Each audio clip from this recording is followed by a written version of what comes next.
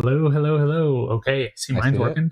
Test. Yes, we Awesome. are here. We're good. Hey, John, how's it going? What's up, Yep. John? And for all of you that don't know, I'm Devin, And I'm Paul. and we are the Dads and Dice, and we are here to do a review of our summer, basically. Yeah. So I did one of these at the end of May, at the beginning of June. You were already gone for your summer. Today is Rumspringa. is my first or official end of traveling. Nice. So since BGG Spring, I was home 1 week. That's pretty awesome. Today was I get home. I honestly just you have not been home yet. Yeah, I came straight from that. So, but yeah, so I did one of these right after BGG Con.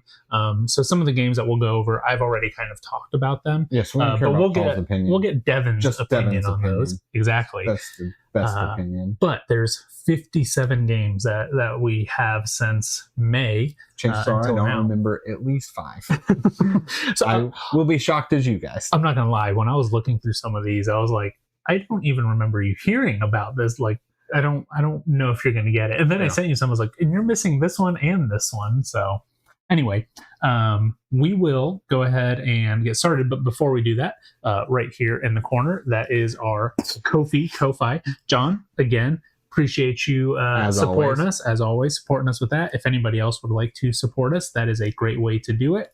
And it's just, honestly, because you like us. That's what it is. It's going to get us more games, stuff like that. We have used it for that. That's really to fix our equipment.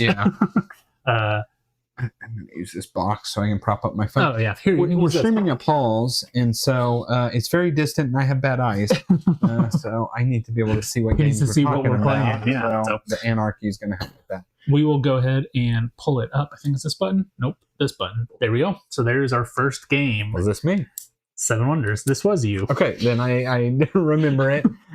So there's going to be a handful of games that we talk about on. Actually, a lot of the games we're going to talk about are going to be because of various trips I went on, and this was one of them. So, our buddy Joe, Board Games for Two, him, his wife, my family, and then some of our college friends went up to Colorado for the week and did some awesome time hiking, easy hiking, I should say. Like, so I go... Didn't do any 14ers? Yeah, so I go every other year to do a 14er. That's like guys trip, me and 2 buddies. And then we're starting now, the in-between years, our family trip. So we went to Breckenridge, and we actually went over to Vail. The GoPro games were That's cool. happening. And so we hung out, did that. We actually watched the dog portion the most, right? Because we had our kids, and they loved it.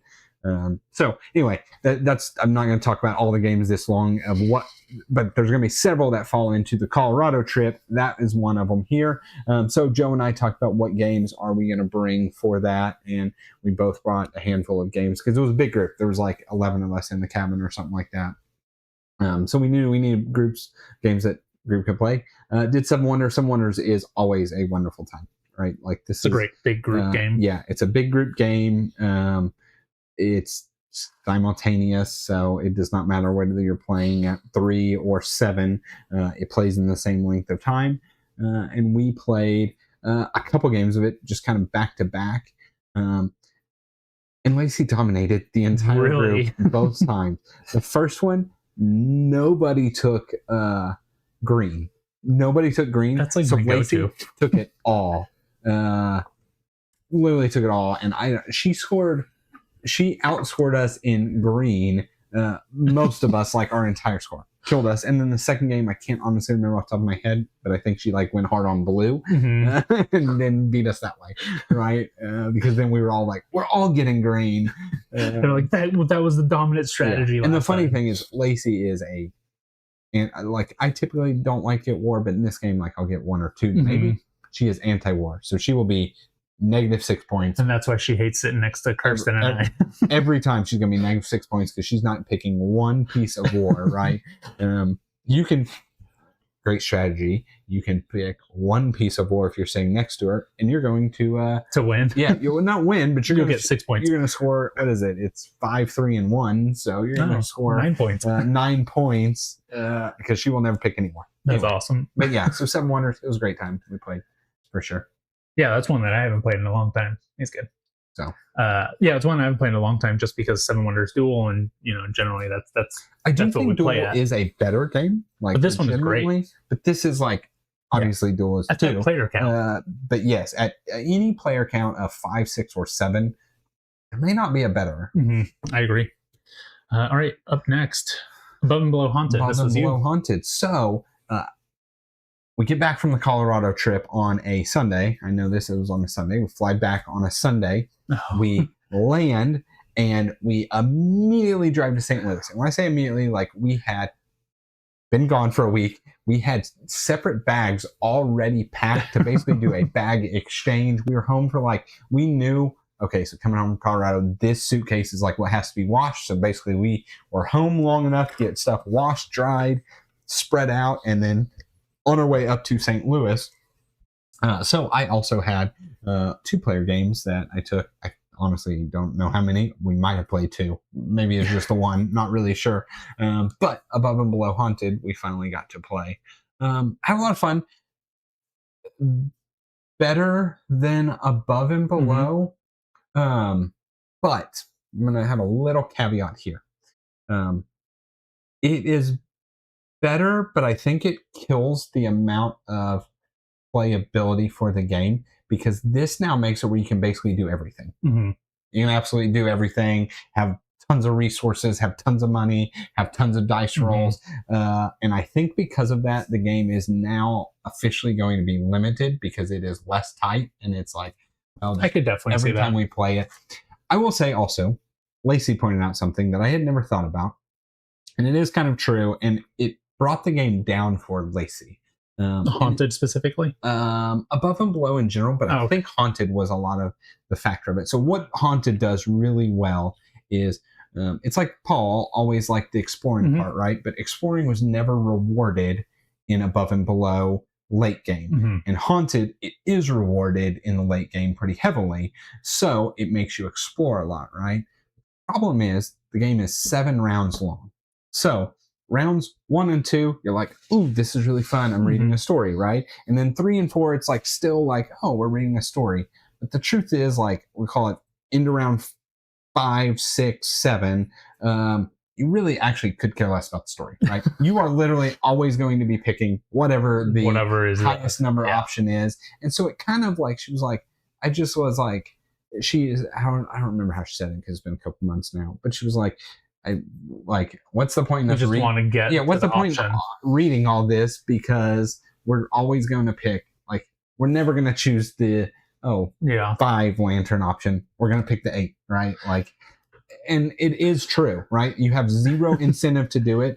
Reputation is the worst way to attempt to get points in this game. So you'll never choose a one that's less option because of the reputation. And I'm like, you're kind of right. Even in the early game, you're probably going to do whatever option is like, ooh, I think I can get this 4 instead of the 3, right? I mean, I get that for sure. I get that point of view, especially coming from you and her. Like, that makes sense. Where that is my favorite part of the game, I still like hearing that story. Now, you're absolutely right. You don't need to hear the story. It's just flavor. That's all it is. And it does add on to the game.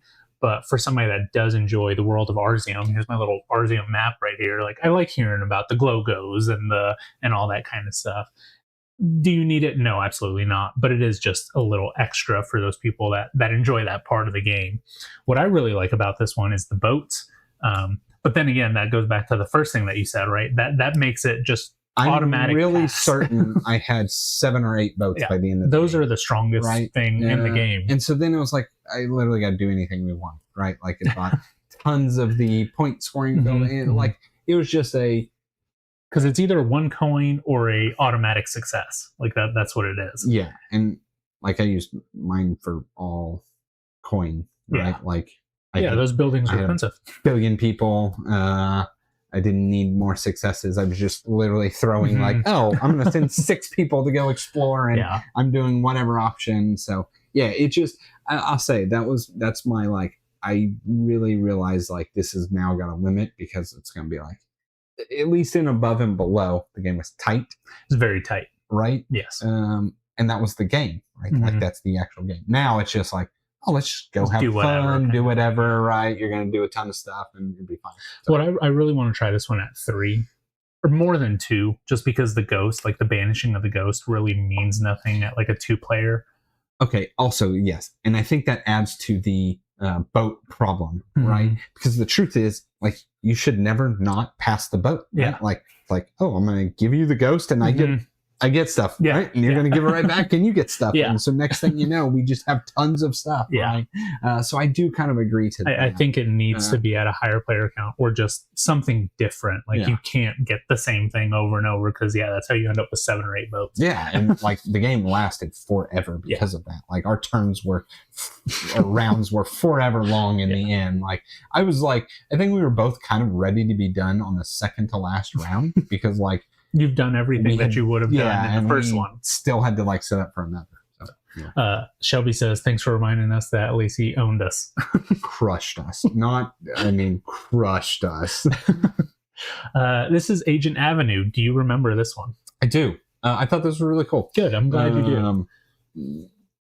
What is a card game where you I are split, chasing, you choose. Yeah, you're chasing people furries or chasing each other in the neighborhood. And what it played in 15 minutes? 6 minutes. Yeah. I think like it was truly like I think we played 3 games. We played 3 15 games. minutes. Yep. Very neat, very very neat game. What I will remember about this is you said, Paul, this is the perfect game for this. You picked the perfect 15-minute game. Yeah. Paul has made me play a lot of trash small games. A lot. So every time he gets one, I'm like, fine. I've got to find one. This is the good one. Good. Yeah, no, honestly, this is a great 2-player game, and it's just it's bluffing, which not my style of game, but the I Split You Choose, not really my style of game either. But just done so well that it's over so quick. It's fun. It's you just do it real quick. Yeah, it was really good. Yeah, maybe you die to the espionage guy, or maybe you pull off the win of the instant win guy, or maybe you get caught. You try and do something tricky and you give them the move 5. And you move back one. Yeah, it's a good one. It was fun. Anarchy. The Anarchy. If this was me, I have not played it. It is you. Since May. I was going really hard through the campaign. Yeah, you figured out how to play it in bed. I did. My problem is I have to buy a new copy because my dogs tore up like 3 cards. Oh, no. So I haven't been able to play since then, so I kind of don't remember it. But I've been very much enjoying this campaign.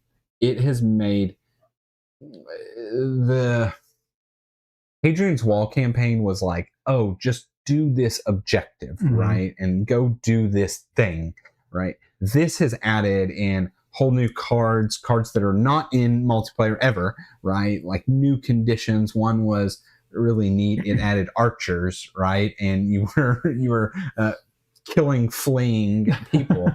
That was cool, right? It's just every single one adds something neat, and I'm excited. I think I've done. I'd have to look. I think I've done 10 of them, I believe. But feel free to borrow them. Yeah. I've played the game twice, and I haven't even started the campaign yet. So if you need to borrow the cards, feel free. It is awesome, and it's sad because my dogs have done such a good job of not tearing up a game for a very long time. The last one was Mage Knight. Years have not years not torn up a game. For whatever reason, they got this. They like the Anarchy. I think what happened was Bentley has a bad habit of jumping up on the table, and I think he might have knocked something down, and then Houston got it because it's fair game on the floor. Houston, big dog, but he will not like get up on the tables and stuff. But if it's on the ground, it's his. And I think that's what happened. Patrick says this is now his second most played game this year. It's probably my number 1. I bet. Which story are you on, Patrick? Which campaign one? All right. Ashes Ascendancy. I'm glad I played it. Not my favorite. That's where this ends. Is it Ashes Reborn? Yeah. It's like the Ashes Reborn was the had Ashes. It was an okay game. They made Ashes Reborn where they tweak rules. Ashes Ascendancy is essentially the definitive. It's got like everything, but it's also got like a solo mode. It adds, I think it was, I want to say Red Rising, though. Red something, Red Dragon or something was the first solo. This has multiple solo or co-op. So we played co-op. Joe, that's what Joe wanted to do. It was fine. I'm glad I tried it. Glad I played it. Not ever gonna be my favorite head-to-head card battler. I don't know. Joe and I played several of these. This is just not my favorite one. My small box games is Joe's head-to-head battler games. Kind of. Yeah, kind of. All right, Barrage. Barrage. Also one we played. So a lot of these are going to be without Paul because he missed 2 days of BGG. So Joe and I played. I got the Ultra edition. Yeah, Ultra edition of Barrage, and like I'm never going to play all this, but I did get a chance to play the duel. The biggest selling point for me was it had a dual variant in it, which was a dual map and a side tug of war board. Okay, and it can technically be modular. You can play with either the map or the board, or both. We did both. Map, great, A+. It was Barrage for 2 players. Like that's the best way to put it. It's already a small map, and then set up blocks places, so it's very tight. And so every move you make directly impacts the other player, right? And you have to think about that. So like, oh, I'm going to do this, and it whatever might take his water, or I'm going to do this, and he can then, water's going to flow to his area, right? You just had to literally think about that, and I thought it was it was done so well. Really enjoyed it. I think Barrage is a fantastic game. I don't know why. It's like what is it about water? It's about making electricity, dams, right? Yeah, you make a dam, the motor, the turbine, the power box or whatever it is. But man, it's great, absolutely great. And then it has the Gaia project, end of round, like scoring conditions that you're going for. So anyway, it was great. The dual board, sideboard, tug of war board. I liked it, but that's because I dominated it. Joe said he could do without it. I also probably could do without it. It just makes it where you have something, we'll call it guaranteed you're fighting over, right? So it'll be, I don't know, building out on a certain level or just various things, and you can tug of war back. And then if you pull so far, you might get unlock an ability or something.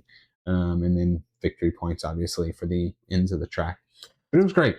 And then part of the big box is, so I think... You got new families? Yeah. You got a Brazilian one, I know that. Yeah, I think there's 8 companies now, or there's 7, and there's about to be one more is being released. So yeah, you're going to end up with 8 total companies, and then 1,000 characters, right? And they actually just released the expansion of where it's it's all the designers. Right? Designers, Luciani's and Yui and all that kind of stuff. Exactly. That's right. I have seen so you're gonna have even more. Yeah, but it was fantastic. It was super fun. I really like Barrage. So I don't know. It's gotten to the point now where I'll consider playing it again. It's been a year. Forgotten. Because I have forgotten.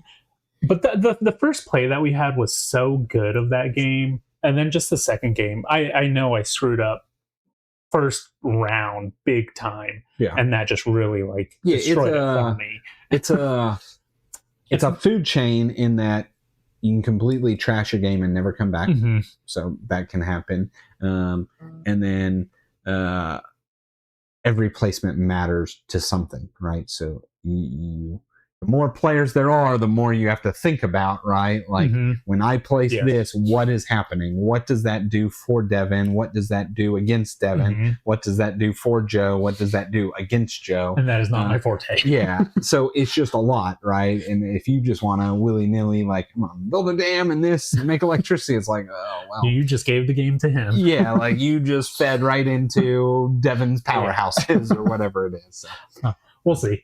All right, this one is Bordeaux. This is one that I played. So this is actually by the same designers of Fromage and Fromaggio. It is just released at Gen Con. It's a paper and pen book, so it's actually like a book. But it plays very similar to Fromage. So you're going to do 2 actions. You have one action is where's your meeple going to go. You're making wines is what you're doing here. So you're going to put one of your meeples and they're going to age a wine for 1, 2, or 3 years, like you would do the cheese and fromage. Or they're going to gather resources, which is vines, something, 2 other ones, casks, and one other one that I don't remember off the top of my head. And so then you spend those resources to bake different wines, or once you reach some point on one of those resources, you get to unlock another wine.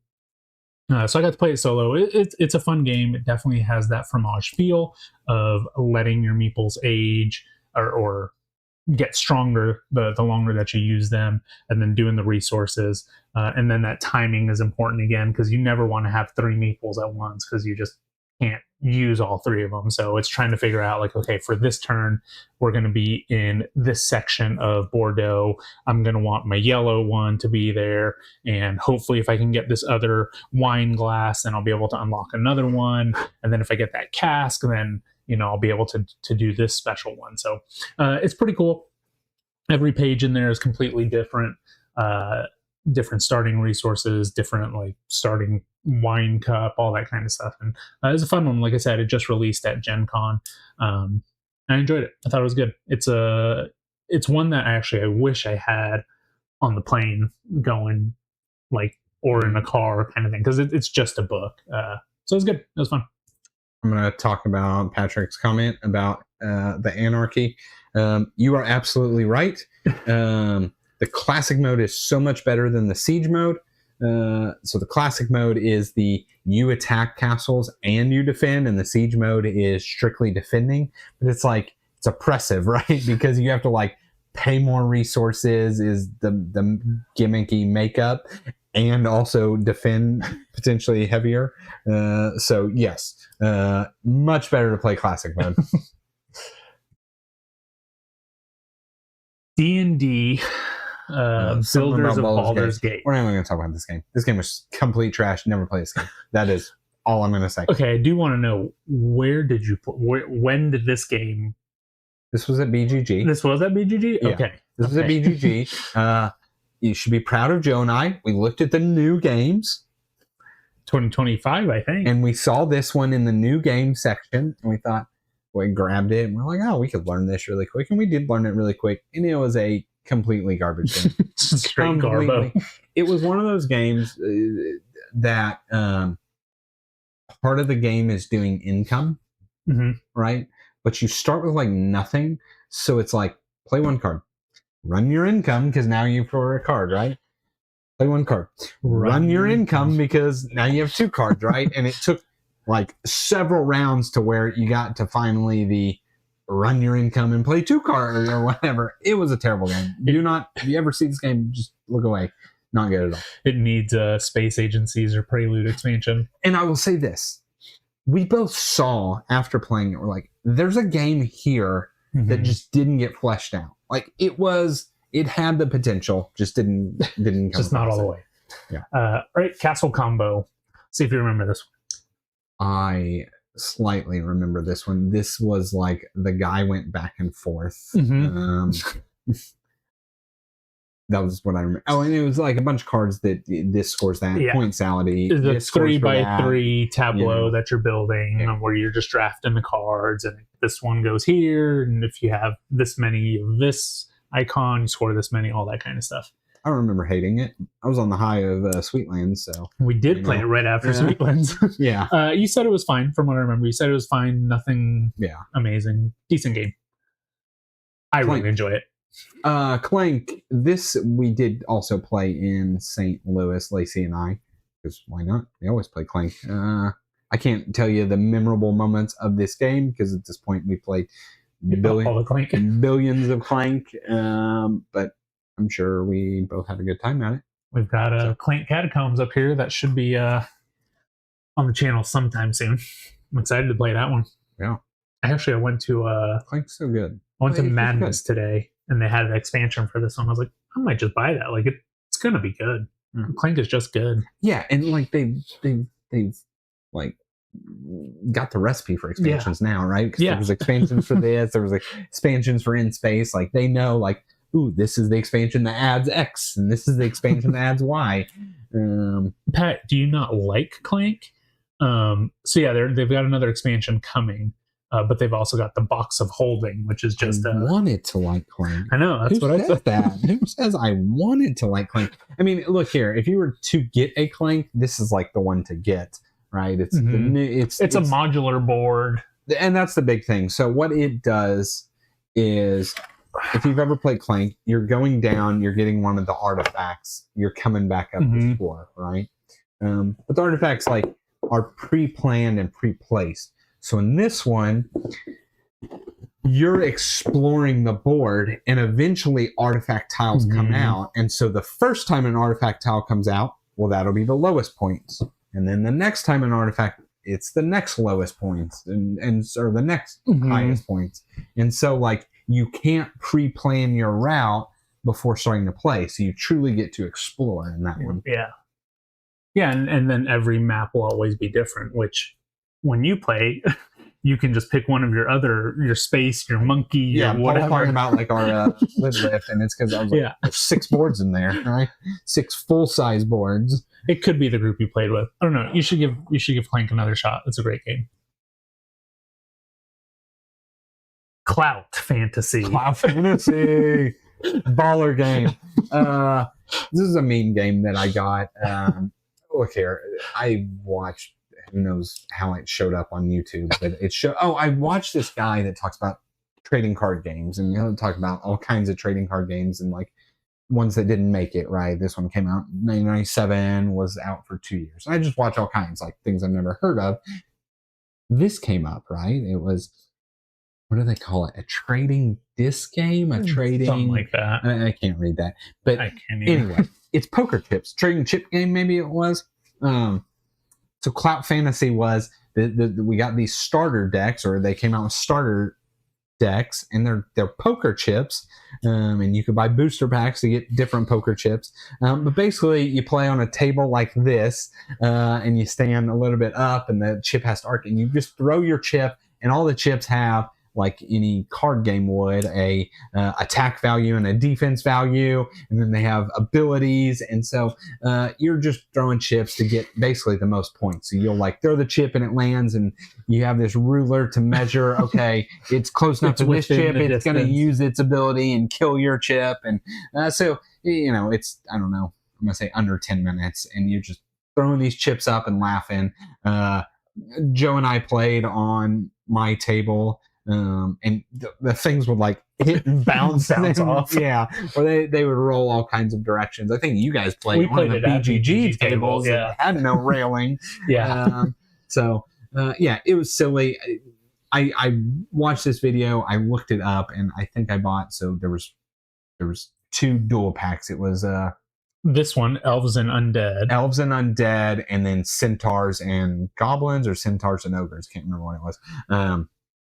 I think for both the starter packs, I think I paid $20 or something like that. It was fun. It was cheap enough that I'm like, oh yeah, we're playing this. We're definitely playing this. So yeah, it was fun. It was, and it was funny because Joe was like, we don't need the measuring tape. I was like, no, we're playing this game. Like that's part of the game. Yeah, exactly. Like, we don't need to speed this game up, Joe. Yeah, we're getting the measuring tape out.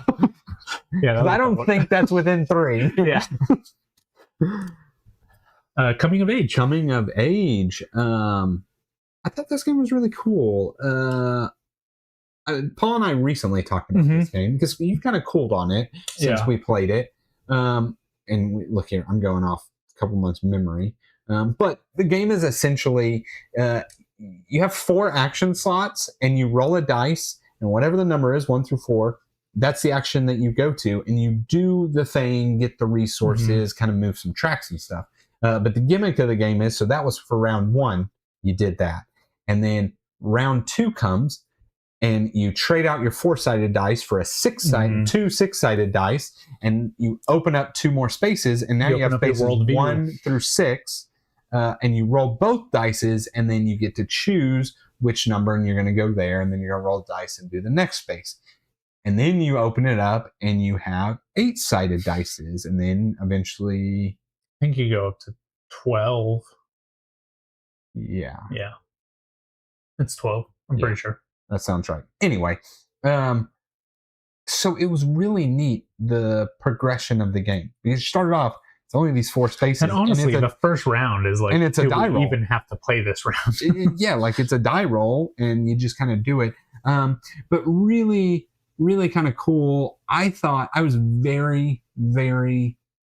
I can't even describe to you how very skeptical you were very hesitant of the going game. into this game, because I thought this was rolling a dice and doing that action. And then the decision space was pretty dang sweet, and I really enjoyed that. But really what I told Paul, if I had to guess, I don't know, I'd have to look, but I'm going to guess that the weight of this game is 3.1, 3.15, somewhere in there, right? I think this is the perfect starter Euro, right? Like a guy that wants to... We played Lords of Waterdeep, right? And they want to, like, oh, what other kind of games do you have, right?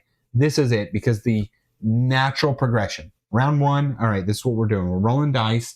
Round 1 is basically like a tutorial round. You could probably treat it like that. Roll the dice. That's the action you're going to. Okay, you're going to get to do the action. We're going to ride this bus thing. That's how it works. All right, you got to figure it out.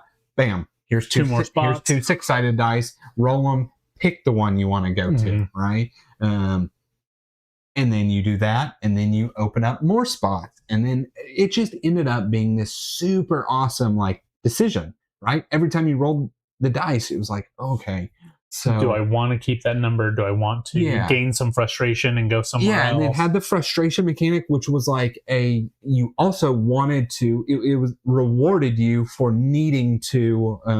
for being frustrated. Needing to do the dice manipulation, because then it was a way of scoring points, was to clear your frustration and whatnot. I just thought it was really cool. I thought the track management was phenomenal, like absolutely phenomenal, because you basically always wanted your tracks to go forward, but there were big rewards for going backwards. But there's going to be a time where you're going to score points and reset your track. And so managing when you do that, because if you reset your track at the wrong time, well, I might get bumps where now I'm getting minimal for it, where I should have gotten the big bumps, then reset my track. And it was 4 tracks, I think. Just really cool. Also, I like colorful games, so this is beyond colorful. What I think that this game does really well is it's the theme. I mean, it goes into like, and I mean, maybe it's not portrayed so much in the game, but like the opening up of the world by getting the more dice so you can visit more places, managing your frustration. Like that's a part of life. Like you're gonna get frustrated. You have to manage it, and then there's a reward for that. I remember when you first saw this game, you were just like, "There's no way in the world I'm ever going to go left on that track." And then you're just like, wait, like I want to. Yeah, I want to go this way. Or I want to clear my frustration, or I need that actual reward that's right at the edge of the track, but I don't want to go too far. The one thing that's kind of weird about it was like the goals and stuff like that. Like those are kind of just luck of the draw a lot of the time. Like you had some that you drew one and you're like, oh, well, I fulfilled that kind of thing. What were the goals? It's your personal achievement. So it's like have 2 tracks all the way to the right, or have your friendship here kind of thing, right? So there's a couple times you drew it where it's just like, oh, well, I've got that. So let me kind of fulfill that. I don't know. I think I've got one more play in it to really make up my mind for it, but we'll see. I think, like you said, everything about it's good. I just don't know. Covenant. We played it at BGG. BGG, Mhm. right? Mhm. This was fantastic, and I think both our best plays of Covenant. Yeah. This solidified it as an awesome game. Paid off us playing it multiple times. That's really, It's not something we do a lot. Play your games more than once, because we don't ever get to do that, right? Typically for us, it's 1, maybe 2 playthroughs. Like we were just talking about, Coming of Age probably could be a fantastic game if we play it 5 times, but you know what? Truth is, we'll probably never get to play it 5 times. But Covenant, we just so happened to, because we played it once, and I was so mixed bag on it, right? Like he was talking about Coming of Age. I was mixed bag on it. So I'm like, I want to play it again because I think I want to sell it, right? That was just like, I want to get rid of it. It's not worth it. Played it that second time, and having all that experience the first time and understanding how all of the stuff worked, it instantly was like, oh, this is awesome. And then I think we played it one other time. Was this our 4th play? Or was this our third? This was our 3rd. Okay, so then this was our 3rd, and then even more so, right? Like we were both from the jump. It was the first move, yeah, from the jump, we are both, and doing totally separate, like I'm comboing this and doing that, and he's comboing that and doing this, and just a great game for 4 actions that are kind of 4 forced actions in the beginning of the game, and it's actually kind of hard to even get out of your 4 forced actions. Yeah, it was one of those where it was like, all right, let's kind of play it, and it was right around dinner time. We ordered Chinese. I remember we that. Did. And Russian Chinese food. And anyway, we both did our first move, and then it was like, the food's here. And we were like, we have to eat quickly. Like we have to get back to this. It was awesome. It was such a great really enjoyed Covenant. Cozy Stickerville. I finished my final one back in July. You did the whole campaign. So I did the whole campaign. So yeah, I recorded the first 10 sessions, 10 years. Did you buy another copy, or is this resettable? No, so you can play it twice. So I played one side with Lola, and then one side just completely by myself. And it was cool. I mean, it's a really cool campaign. There's a lot of like little things in there. One of my favorite things about it was like you can become this bird watcher, and then you actually have to like, on the board there's birds, but you have to like find them, kind of thing. And then if you put out a new sticker, like you might see one on there. It's just a fun, quick, cozy is the perfect word for it, even though it's not the best word, but it's the perfect word for it. I don't think I'd buy another copy of it. Maybe to do it again with Lola at some point, just do different things, but 2 playthroughs of it, that's really all that I need for it. It's 24 sessions. Like that's a lot in the game, each one being about 30 minutes each. I put in... That might be your most played game ever. It very well might be, yeah. That's 12 hours of gaming in just that little box, and it's perfect for what it is. It's a really great game. Creature Caravan, right here. One of my favorite Red Raven games. Absolutely love this one. I needed somebody to...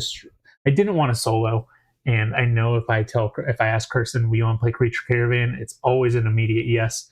It's like you and Lacey with Clank. Like it's just an immediate yes. We've recently started playing with the items expansion, I think is what it's called. But basically now you can start tucking cards underneath some of your cards, and it's like if you use the card above it, you gain whatever. So, I could have a card that if I place a 5 on it, it gives me a food. I could tuck a card on it that says like whenever you use this, you also gain a bread. So not a bread, but a coin, right? So I put it on there, and now I'll get a bread and a coin. So just kind of, it changes it up even more than what it already is. Not that we got, used to all the giant stack of cards, but it gives you other avenues to kind of explore. But yeah, it's great. I absolutely love this game. I've seen it's been getting a ton of love lately. They did a Barnes and Noble sale. They were selling this game for like $25, and I saw like tons of people picked it up, and it's great. It's an awesome game. Really love it. Pat, how was Gen Con? You're back, right? That was last weekend. Yeah. Curious how your experience was. Dominion's awesome. I don't need to talk about Dominion too much, but this was a totally different trip. So went to the beach with my brother and his family, and then another couple friends of ours and their family, and the other guy, not my brother, wants to get into board games quite a bit. He is the like him and his wife play Splendor and Azul and the stuff you would like pick up at Target or Walmart or those kind of things, right? And like he likes them and he wants to, and so I brought a handful of games and I'm like, okay, well, this is like a little bit above that type of deal. Dominion being one of them, right? Like I typically have my go-tos of like, all right, I want to teach a person Lords of Waterdeep, right? Because I want to show them worker placement, and then we can do more with that, right? I want to show them Dominion because I want to show them deck building, and then we can do more with that, right? And so that's what we did with Dominion, and it was fun. It was like, I always think Dominion is a fun time. I have literally the base game. And I was going to say, do you have any expansions? No, I don't even know how I've gotten them, but I have like maybe 5 promos cards. So I have like a little bit of variety beyond the base game. But I'm going to tell you, I set up base Dominion, and then I set up one other, like a high money version after that. Yeah, it's like literally always good. And it's something that anybody can understand, right? Like my brother does not play board games all that much. Like he can understand it, right? Like you read the card, you play the card and read what it does and do that thing. It's funny because like I've wanted to reach out to Rio Grande Games and be like, hey, can you send us like a expansions of Dominion, right? But yeah, from all the stuff that I always see posted, I'm like, I don't want 3 pallets of whatever. So I've never reached out. Like I'm scared to reach out to them anymore. I know there's fantastic expansions of Dominion, right? But it's good. Yeah, my thing is like, I don't know. I could look when the last time I played it, but I'm gonna guess it's been 3 years. 3 years plus, right? We played it here, I think, last year. Okay, maybe it was a year. But my point was gonna be like, I do not play it enough to really like think I need expansions, right? I would just be storing them. Next time I play this, right, I will enjoy the base game of Dominion again, right?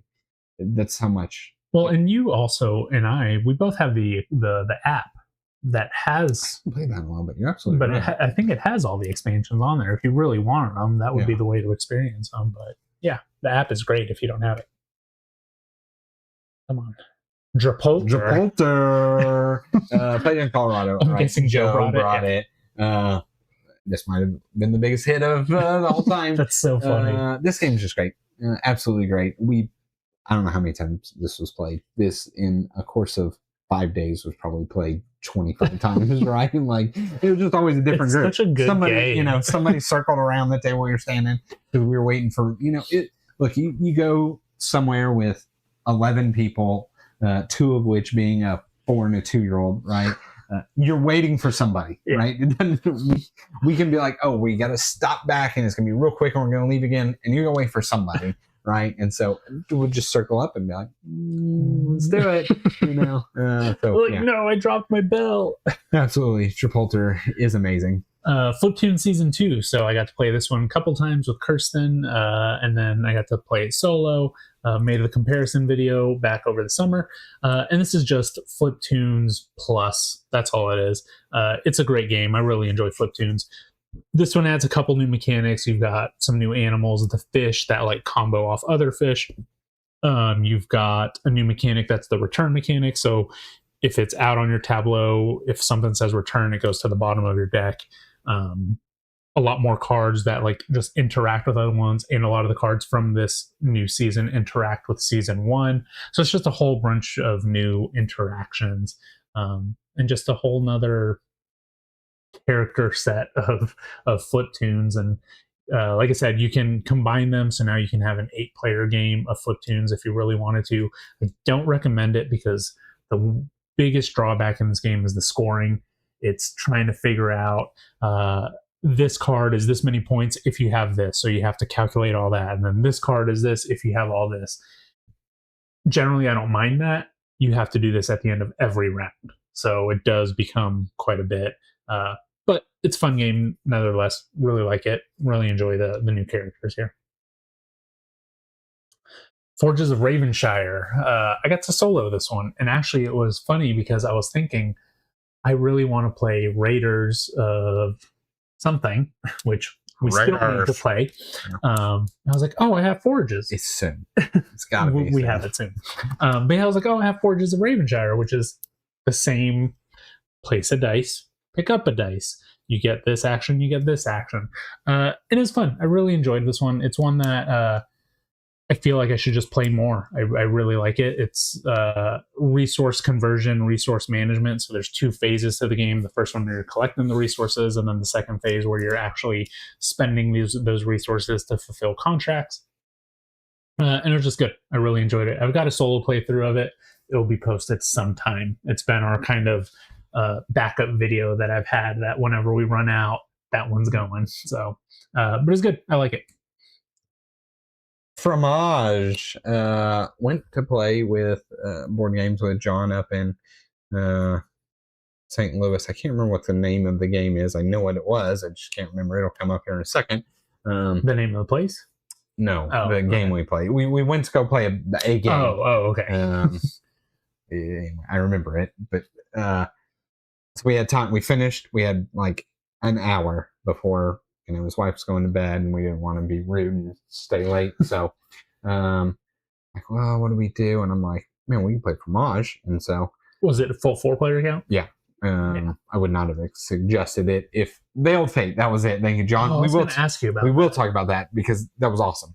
Absolutely awesome. Interesting. Okay, is that on here? Yeah. Okay. Yeah. I was shocked that you played that. Honestly, absolutely, we'll get to awesome. But yeah, we will get to that. But we had an hour. I suggested Fromage. I can't remember if John had played it, but we had played it with Lance when he was. And Fromage is just great.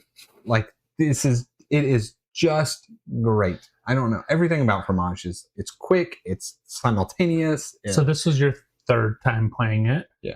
I'm going to assume John has Formaggio as well. He did. Did you play the base Fromage, or did you like intertwine anything? Yeah, we played base Fromage. Okay. 1, I think his Formaggio was in shrink, but 2, I was not about like, oh, let's mix boards and have to look at 2 different rule books for scoring. Like, to me, true. I don't know that it ever needs to be mixed. I mean, I understand it can, but like for what it is, who cares? Like, play this, then play the other, right? Next time. But it was fun. This game is just fun. That's the best way to play it. I'm like kind of surprised, but not that it's held up so well, because like we both really liked it. I guess that was 2 years ago now that we played it for the first time. Yeah. And that's exactly. Now, it's not one that you can play every week. Then it will get done. But yeah, when you have an hour, absolutely, 4 people, this is the game. And if I didn't have to explain it, it probably would have been 40 minutes, right? Like, it is quick. So I did get to play Formaggio at 2 players with Kirsten. And, she's terrible learning games. I told her, I was like, 10 minutes. Give me 10 minutes. Like, just phone down 10 minutes. And I was able to explain it in 10 minutes. She'd never played it, anything like that. And she was like, got it. I was like, perfect. Like that. And that's what this game is. It's great. Fuji Flush. This game was awesome. So this is a game I have had. I think I got this. Oh, did we get this our first haul? Okay. I thought it was a newer game. No. Okay. I had this. I have brought this to countless family functions, countless events, not ever getting to play it. Waiting its first time. Yeah, like I'm talking, I lit it because I'm like, I've heard great things about this game, and I have not had the chance to play it. So I took it to Colorado, and we played it, and it was just a insta hit. Insta hit is the best way. It's such a simple game. Is it a card shedding game?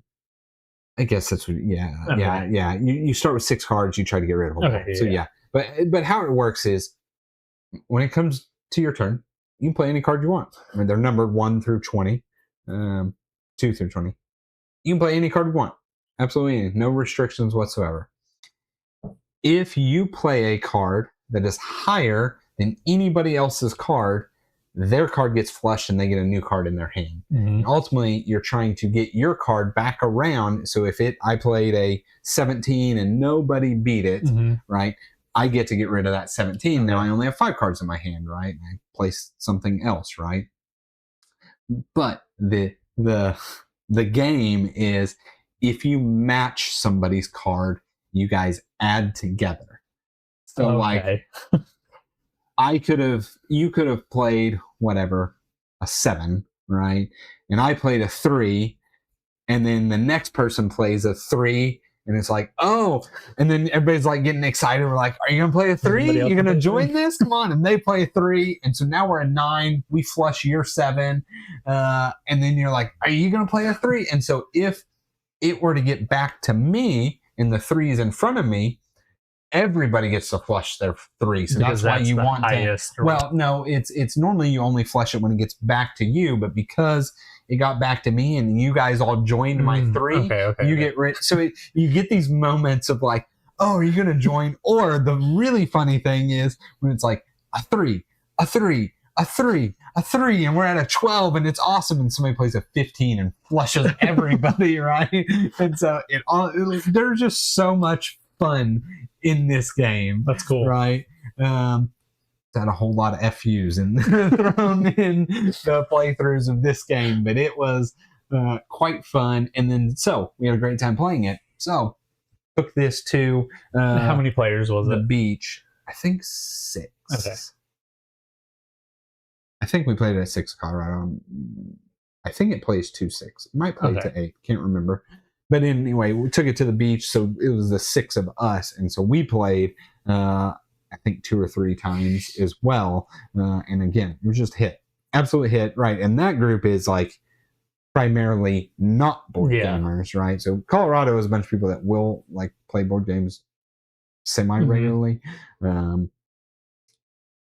Beach, not at all, right? It's me and Lacey and then Hannah and Derek. Yeah, like our buddy Nate who will, but then like, and so yeah. Everybody thought this game was just I was just thinking this might be a perfect BGG Con game when we're all of us, right? John, Lance, and exactly when there's 5 or 6 of us there. Absolutely, I will bring this. I'll bring it. We probably won't play it because I'm taking a lot of place. But it was just fun, man. Fuji Flush was a great little card game.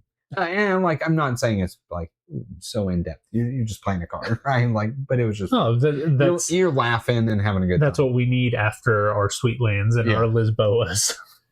Galactic Cruise. So I got to stream this one. I live streamed it. Got to play it solo. I really, really like this game. I don't like the setup, and I don't like all the overhead that goes on with it. I love this game on BGA because all that's taken care of. I was itching to play it, so I decided to play it, like I said, to live stream the solo. And I messed up a lot playing the bots cards and trying to figure out where it's at and if it matches the location that you're at. There's just a lot of overhead on it, which I feel like I would be fine with if I played it more frequently, but I just don't play it more frequently because it's just a massive box and it just takes forever to set up to just play one solo game. It's not really worth it. And then I feel like you're playing an opponent. It does. It feels pretty good. Hey, so there you go, St. Louis Paul. We've got a game for you. What kind of exercise are we doing? We some treadmill, some bike. What do we got going on? Nice late for it. Yeah. It does feel like a player. I mean, obviously they don't collect resources or any of that kind of stuff. They're always cheating, but like it does block spaces, in Galactic Cruise because you can always knock them out anyway. But it does like draft some stuff that you might want. It does it randomly. It's based like on a number kind of thing, so it's not always the best thing. But you can see like what they did, and it's like, okay, well, I'm going to pivot to take care of this, what they just kind of did to get better. I asked that because it's like when it comes to bots, it's you have like the Garfield games, right? Mm-hmm. And they got great, smooth bots, easy to run, but do not at all mimic a human player, right? They score, right? Or you got like the board and dice that charts, that like super in depth, complicated to run. But they feel like you're actually playing a player. Mm-hmm. And it's like, man, I almost wish there could be this happy medium. Because truthfully, my problem with the Garfield is like, well, yes, they are super smooth to run. They make playing solo so simple because really it's you do your turn, you spend 30 seconds on their turn and you're back to your turn. And that's cool. But ultimately, it's just a point. right? Like they do absolutely nothing to. Whenever they do this, they gain a coin, and the coin is moving up this track. Yeah, they don't ever affect my game. So I just wish there was this happy medium, because that's what I want. I want to feel like I'm actually playing something, but I don't want the Chwatensuyu where it's 2 double-sided pieces of paper and if this then that, all the way down to okay, here's the one. So it's definitely more of a Garfield type solo, but I do feel like it feels a little bit more like a real player. Like there's more overhead to it than like ignore this symbol always, this is just what it means kind of thing. So yeah, it's okay. Got him Zwift. I know, Zwift. That's sweet. Something I've never actually done. I haven't Zwift. I use Trainer Road. I know people that Zwift, and it's pretty cool. Like it's a social. Yeah, right. You can ride with people, but you can also ride routes. Like, you know what I mean? Like you can actually ride a real route. I'll see some friends like on Garmin or something like that, and it says like New York, and I'm like, what? And I'm like, oh yeah, Zwift. Yeah. So that stuff is pretty cool. I'm just personally. I know you can do it on the treadmill too. I know that's something that like, and I think it like if you can connect your treadmill to it, it adjusts it like erg mode would on the bike. But good job, Paul. Oh, speaking of Trainer Road, we haven't talked about this. Have you noticed with the newest like Trainer Road update? It is like so many steps to find workouts. Yes. That sucks. Yeah. So actually, I thought Trainer Road was broken for a while. I called them. I was like, it doesn't work. Like my group workouts are not showing up. Like they're like, oh, you have to do it on the computer. I'm like, I don't want to. I have it on my phone. Yeah. And they actually, I think they gave me 6 months for free. And then I realized you were doing it wrong. Yeah. But it's so many steps. Like honestly, I just dread doing that. Yeah. Like having to find all the steps. And honestly, I end up like accidentally like, oh, I want to go look at something. And then I'm like, oh, I have to do all that again. Yeah, it's a pain. Gents. New to me, number 1 right here. This game was fantastic. Paul only ever picks like the newest of new games. Like if it came out yesterday, Paul's like, oh, you guys want to play this? Right? And then be like, I don't know how to play, but let's play it. We're going to learn it. He pulls out this dusty old box. The board is way more beige than this makes it look. Yeah, this box, I'm like, And then it turns out to be a phenomenal game. So it's basically I guess action selection game is the best way to describe it, where you're trying to do a whole bunch of different stuff. There's like all kinds of ways to score points. It's a civ building game. Semi. But yeah, anyway, you're trying to build out. But the big thing is, there is this time mechanic where when you start the game, you have 8 time slots, and when you do an action, you actually take the action tile and it fills one of those slots. And depending on what the action is and what strength it is, and some factors in there, how much it costs or does not cost, it might have extra time. So typically, your 2 big resources in the game, I should say, are time or money, right? And so if something costs more money, it costs less time. And if something costs less money, it costs more time. And so it's really just balancing them. So you take this action and you are like, I'm broke. I need to do this action for dang near free.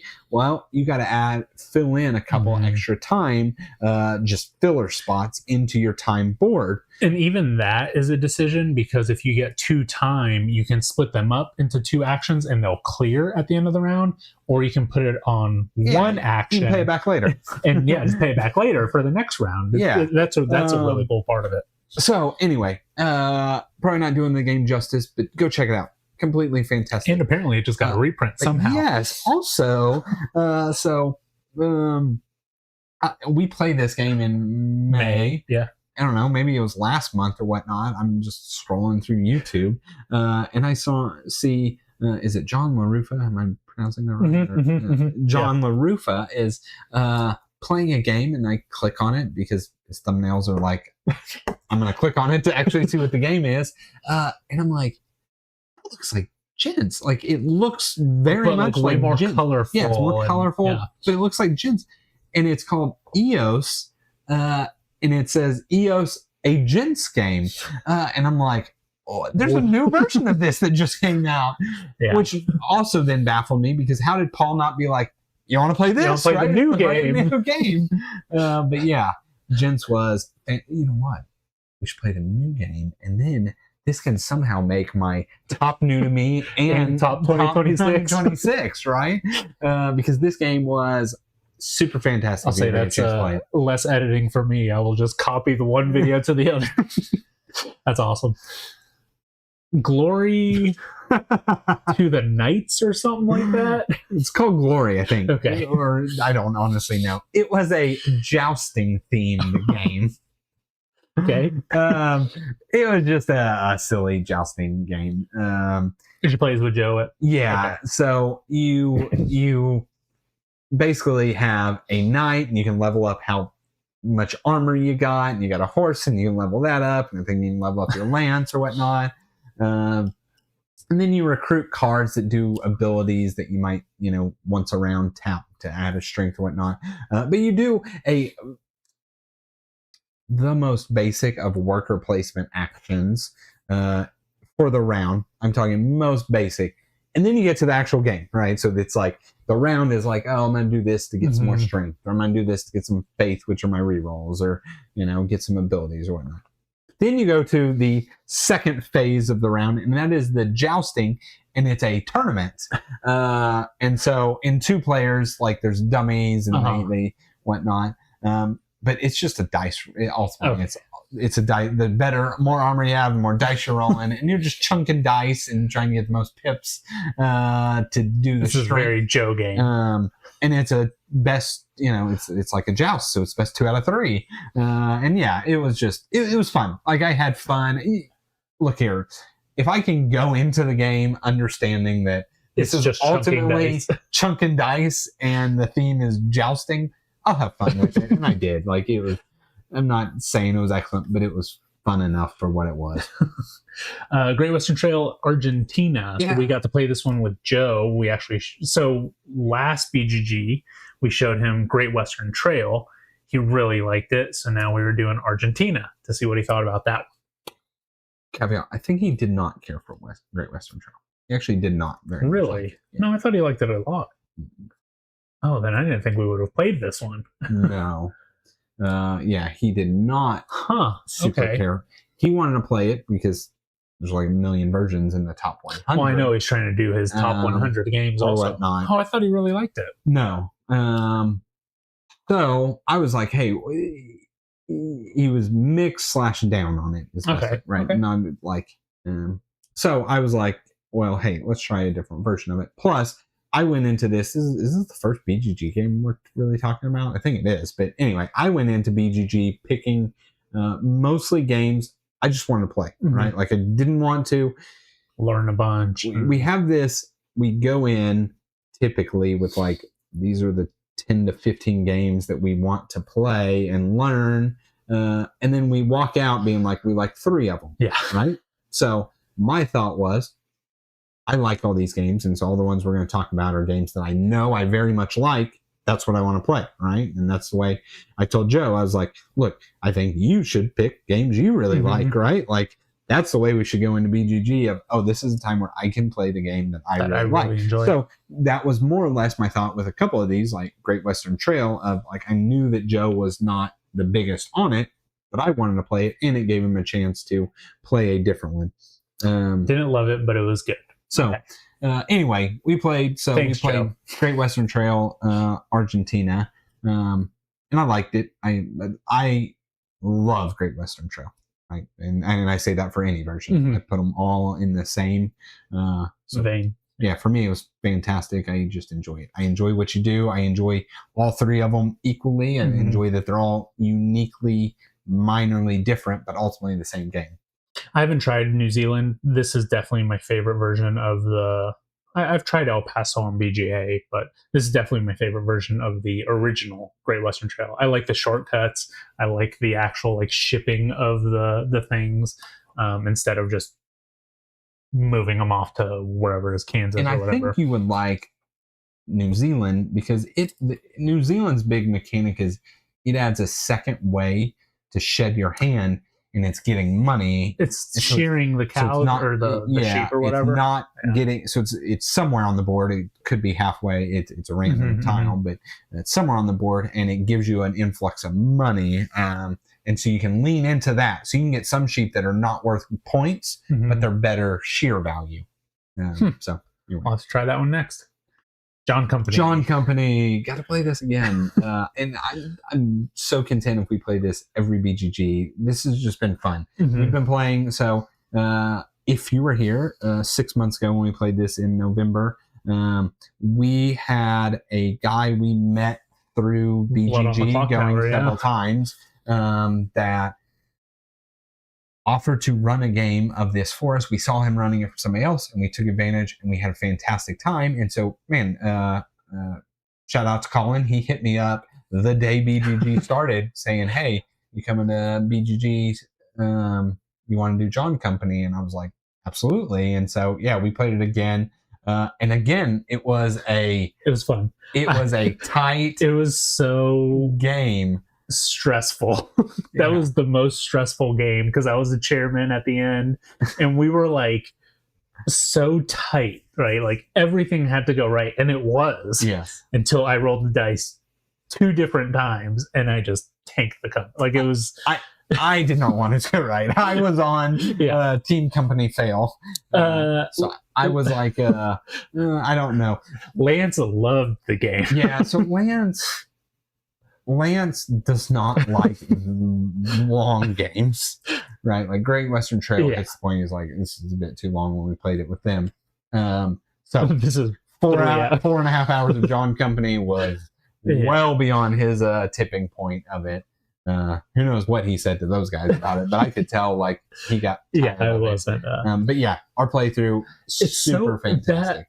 Colin, and I don't know his wife's name, but Colin and his wife Bethany, that's right. Colin, Bethany, and then just the group of people. Like it's the same people. Yeah. It's us and Joe and Colin, Bethany, and his group, and that's all they play. It's John Company and Blood on the Clock Tower. Like and they have and I get it. Like it's been fun every.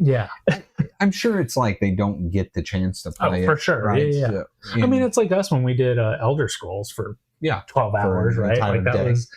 It's just so funny to like. Yeah, this is what their con is for. Like that's what it is. Yeah. So super fun. I got to play Kitten. So when we went to Ecuador, wanted to check out this board game store. And so we went in, and of course, if Lola sees cats, that's what she wants. And so she saw it, and she's like, Daddy, let's get this. And I was like, sure, I will buy you a board game. That's fine. So anyway, it's just a dexterity game. So you have little cards, you flip it over, you have to match the pattern. That's all it is. And it's fun. She enjoyed it. I enjoyed it for the 5 minutes that we played it kind of thing. And I also got another game. It's basically the same game. But when we went out and to visit like my cousins and her cousins and stuff, she actually taught them the game and stuff like that. And so she was like, no, you have to do this, this, and that. And so that was really cool. It was paid way too much for this game because it was imported from the UK to Ecuador. But for it was good. It was good. Like it was worth it. I'll tell you, supporting a store. So I was in San Angelo this week, and I was driving back to the hotel, and I'm like, that's a board game store, right? Like my spider sense went off. I'm like, that's... So next day, I'm like, after dinner, I'm like, I'm gonna stop in there, right? And I've done this like a lot of places I go, and I try and buy something, right? Like, I'm like, I'm gonna get something. Yeah, I'm gonna buy something. A lot of times, like if I can't find something I want, I'll just buy some Magic or something similar like that, right? Like this was the most disappointing board game. Like I bet their newest game had to have been 2 to 3 years old, right? Okay, and like it was just like, are you guys even trying to stay? Yeah, but like it was a pretty large board game section, you know, and so I don't know. I was just like, this is strange. So I didn't buy anything, right? It was like there's literally nothing. Yeah, Ecuador literally had like space agencies and like all this. I was not paying $80 for space agencies, but like Yeah, I don't know. If there was like anything, I would have been like, I'll buy I'll this. try that. Like, Yeah. I'll buy that. But anyway. Supporting local business. Lords of Waterdeep. Lords of Waterdeep. So, man, I got to introduce this game to 3 people when it was a few months ago, and then I got to introduce it again on our beach trip to my brother and our buddy Nate. Derek had never played this? Really? And of course, and Lacey played. Yeah, 4 of us played. We played a 4-player game, which is a great player count for Lords of Waterdeep. It is just fantastic. Absolutely fantastic. This is like evergreen because it's just so easy. So, again, so Nate's wanting to get into board games more, so I showed him Dominion, right? I showed him Lords of Waterdeep. And yeah, he absolutely loved it. But Derek did too, right? Like, again, Derek not big into games, but it's just simple, right? Like, the thing I explain in there is, I'm like, all right, so this is worker placement. This is what worker placement means and how it works, right? You got these 2 workers, and so one's going to go here and somewhere else. By the end of the round, several places. But I'm like, at first it looks pretty complicated, but I'm like, look, these 4 spaces here are giving you cubes, right? And I'll give them the theme once, right? I'll tell everybody, oh, this is a rogue, wizard, fighter, cleric. But I'm like, from now on, I'm just calling them purple, white. Yeah. Right? Like, and so I'm like, that's that. And then if you notice, this space is very similar to it. It's just getting money, right? So 5 of, I think it's 9 of the spaces are just getting something. And then, I kind of explain how first player works. And I said, so first player will never change. So this is the only way it changes. So that is that space. And then here you can buy more action spaces. Yeah. And so then, right, you talk about the quest and what that does. And okay, so this is where you go get quest. And then you talk about, I'm like, all right, so then, as the game goes on, maybe we want to do more stuff than just what's here. Well, this space here lets you add spaces to the board, right? And then it's, again, just like I was talking about in Coming of Age, it is a perfect natural progression. Round 1, you got no extra spaces you can go to. You are doing something. And you're getting some type of resource, most likely. Yeah, you are just going there, getting a cube color, that's it, right? And then, the last thing you do is kind of have to explain intrigue cards. It's the only, real foreign concept. And that tells you exactly what to do. And that's what I tell them. I said, look here, read the card. Like, if you need to, I said, there's not really much secret to these. I'll explain it. But for the most part, just read the card and you'll know exactly what to do. You'll know exactly when to play it, how to play it, what to do. So, our buddy Nate absolutely loved it, right? So, I mean, I'm going to show this to 5 different people, and all 5 of them have been like, this is awesome, right? And to me, it's perfect for that, right? I went into More Fun Comics this afternoon, and I walked in, and right when you walk in, it was Lords of Waterdeep and Scoundrels of Skullport, and above it said new item is the one that just got released. Remember, the Brothers Murph just did that video a couple months ago, so they just re-released it. So it's one of those things that, because I think it was out of print for a while or something was. It could be something like that. I don't know the whole Hasbro and who's bought and owned what. So now I'm sure there's a restoration games. There's a period of time where it was, or Renegade. It might be Renegade. It'd be Renegade. There's no chance that. Oh yeah, Restoration is the one that does all this. Has D&D on it, which means there is 0 chance that it did not come from a Hasbro product, right? They will not sell that right to anybody. But yeah, I thought that was funny, just seeing new item and it's Lords of Waterdeep. I'm like, that is the complete opposite of a new thing. But yeah, it's just fantastic. I will say, anytime I teach him a new, I throw out the Lord that is the Builder Lord, right? Because I'm like, I don't want anybody to get that, because it's easy to explain the Lords when I'm like, hey, it's got 1 or 2 quests, go do those. I don't really want, it's not something, you don't want it on your first play. It's fun, to get, not on your first play.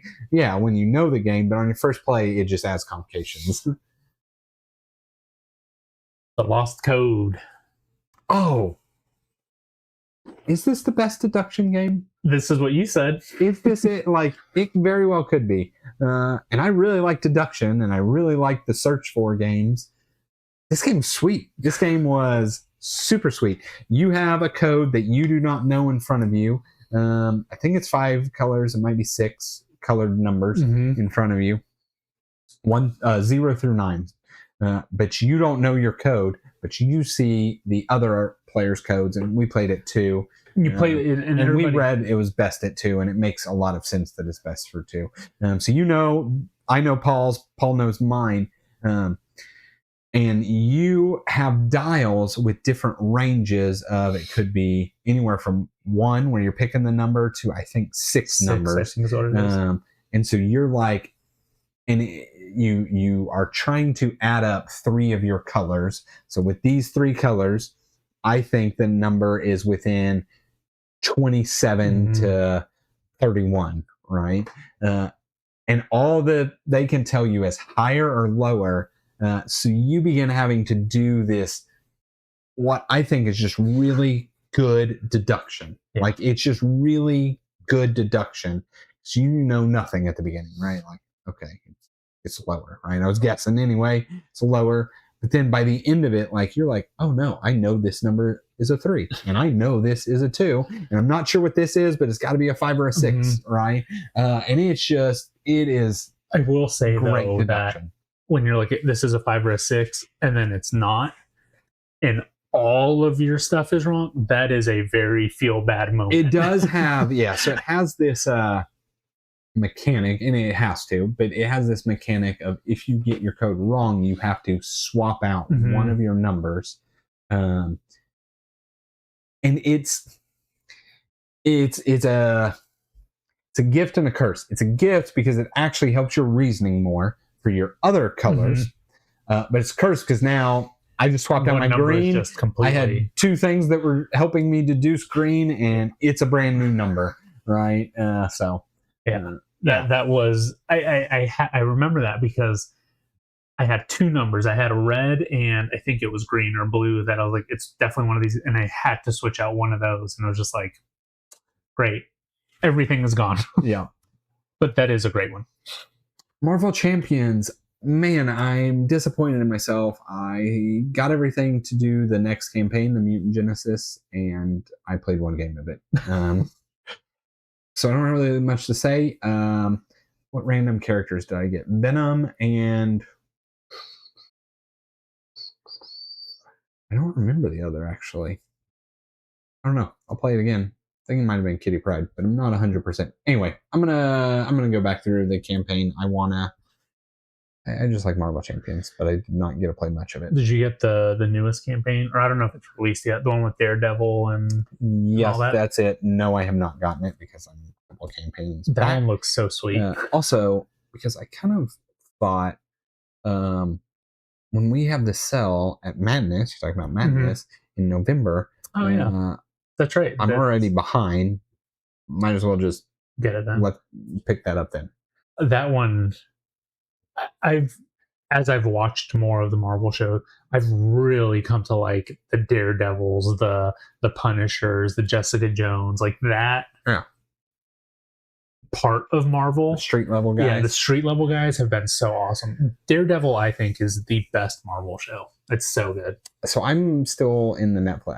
I kind of got the Netflix one is so good still, though. It is, but I kind of got off track, so I'm still back there. So I got a ways to go till I get to the new stuff. Minefer. This game. If you had told me we played it a month ago, I would have believed you. We played it a week ago. This is a game I'll probably forget. That's where I stand with this game. I thought about this game the next day, briefly, not even a lot, briefly. And I realized, like, you know me, you know the way I like to play.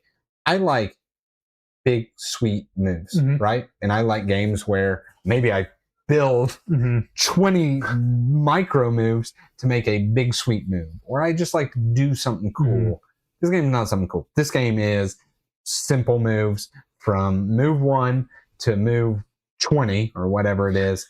You are doing basic actions, and that's it. And you're just scoring points because you lean into something. Yeah, so I played it twice now, and during our playthrough, you have 27 turns. Minefer. Yeah, this is Minefer. during our playthrough, George, who was commenting on there, had mentioned that he did a total of 40 something or 50 something moves throughout the game, right? So 27 is your base, right? So I'm trying to figure out, is there a way that these actions get chained? Is it something that we didn't see during that play? Like, what is it that does that? Is it the way that the board was set up? Maybe like the deity that we had, maybe the Abat actions or Matap actions, whatever they were around the necropolis. Sarcophagus. Yeah, like maybe it's those things like that trigger more. But even then, is that something that you set up, or is it just something that, like it's just that's just the action kind of thing? So I don't know. Yeah, just for me, it'll be a game that I'll 100% forget this game. Yeah, it's one I really enjoyed. I want to play it more. Kind of like a coming of age is kind of where I'm feeling on it. Like I'm not 100% sure yet. I didn't dislike it. That's not what I mean. It was not what I look for in a game. Mm-hmm. I want to do stuff.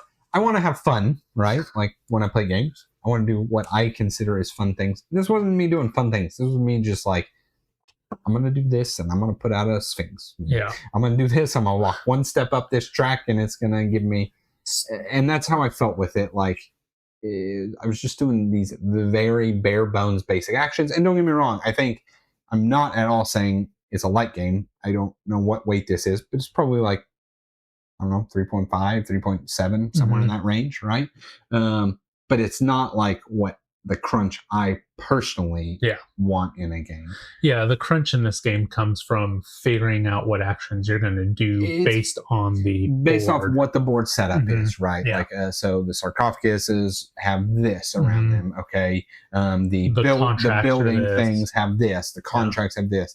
Yeah, that is where the depth comes from, but ultimately you're doing I'm moving the boat and I'm picking up this contract. Getting this contract. Right. The only thing that I'm hesitant on saying that it's a basic game or whatever is our first playthrough of Covenant. We both thought the same thing on that one too. We both walked away. I was like, that's it. That's all we got from it. And it could be that this is just that kind of game, but I know that's how we felt after Covenant. So I would like to, again, just play it again just to see if it really is that, or if it's something that maybe we missed. I don't know. But I also think it's one I would never play again at 2 because I think it's not. I agree with that. I don't know that it's just great at 2. I think it needs to be. I agree with that. Minimum 3. Everything about the interaction for playing your people, moving them over, taking tiles did not shine at 2. Yeah. Yeah. And that's the whole action thing in there is that introduces another timing mechanic of when you're going to take this action and when's the best for you. So I don't know, still on the table to see final thoughts on there. No thanks. I won this game. No thanks. I think. And BGG. What is it? No thanks. It's you play a card. Oh, yes. And you bid against it. Yeah, we also play a ton of this at Colorado as well. It's a great game. It's a what do you call it? Anti-bidding or reverse bidding, whatever you would name it. If you're bidding against taking cards, you basically don't want points. It's great. It's great. Very simple. Yeah. Good game. This was the free game at BGG Con last year, I think. Maybe 2 years ago. Nestfjord, the big box. I've really been enjoying Nestfjord. This game has risen up of my UE rankings. I just like it a lot. I think it plays super fast. It plays under an hour. The cards, the decks that you have are completely different. You can make them completely different each time. So that changes the strategy of how you're going to play. Now, of course, the game is always going to be, sell some stocks, feed your elders, do those actions.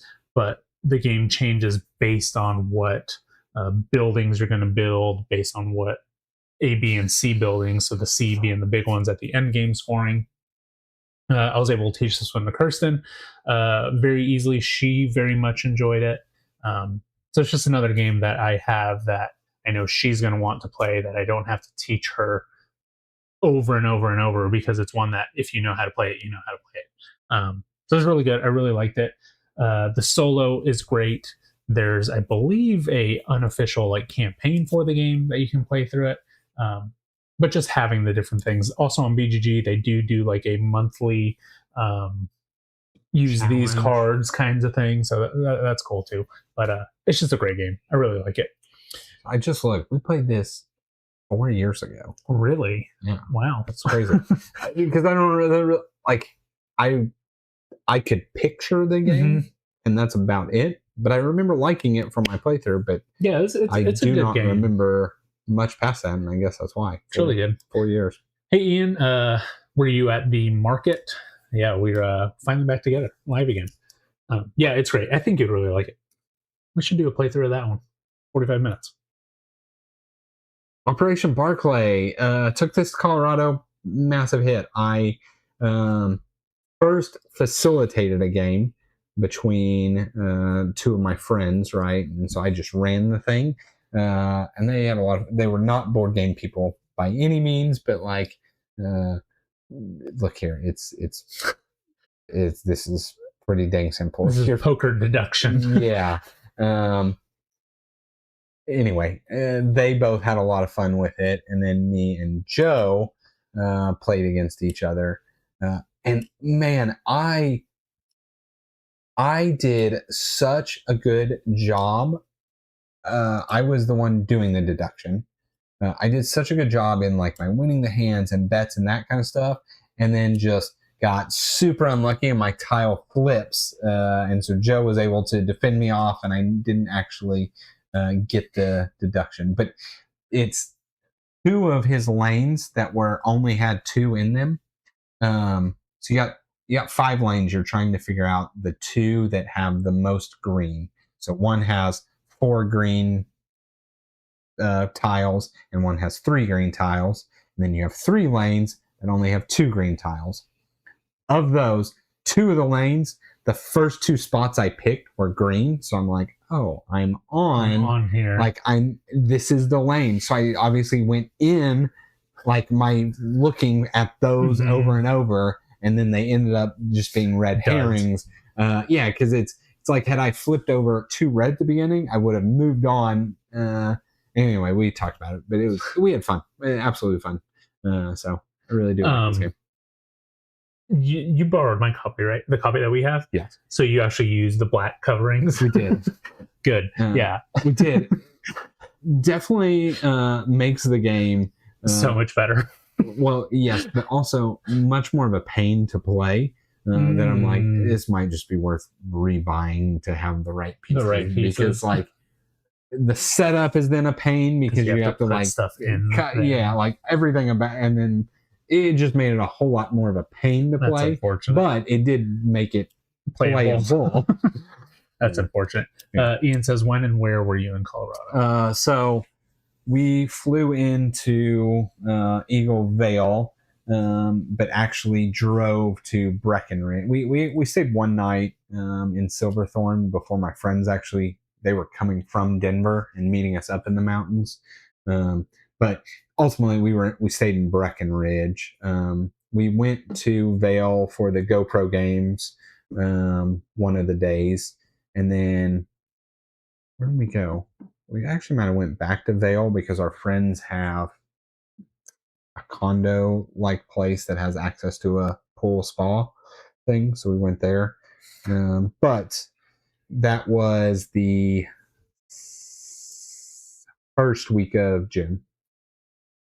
You talking about Vale? The one thing I remember about Vale is everybody dropping me and Michael at Vale when we were doing our giant Leadville loop, or we started, I think it was in Silverton, went up to Leadville and I'll be honest. So I text Paul while I was there. We did oh, very cool.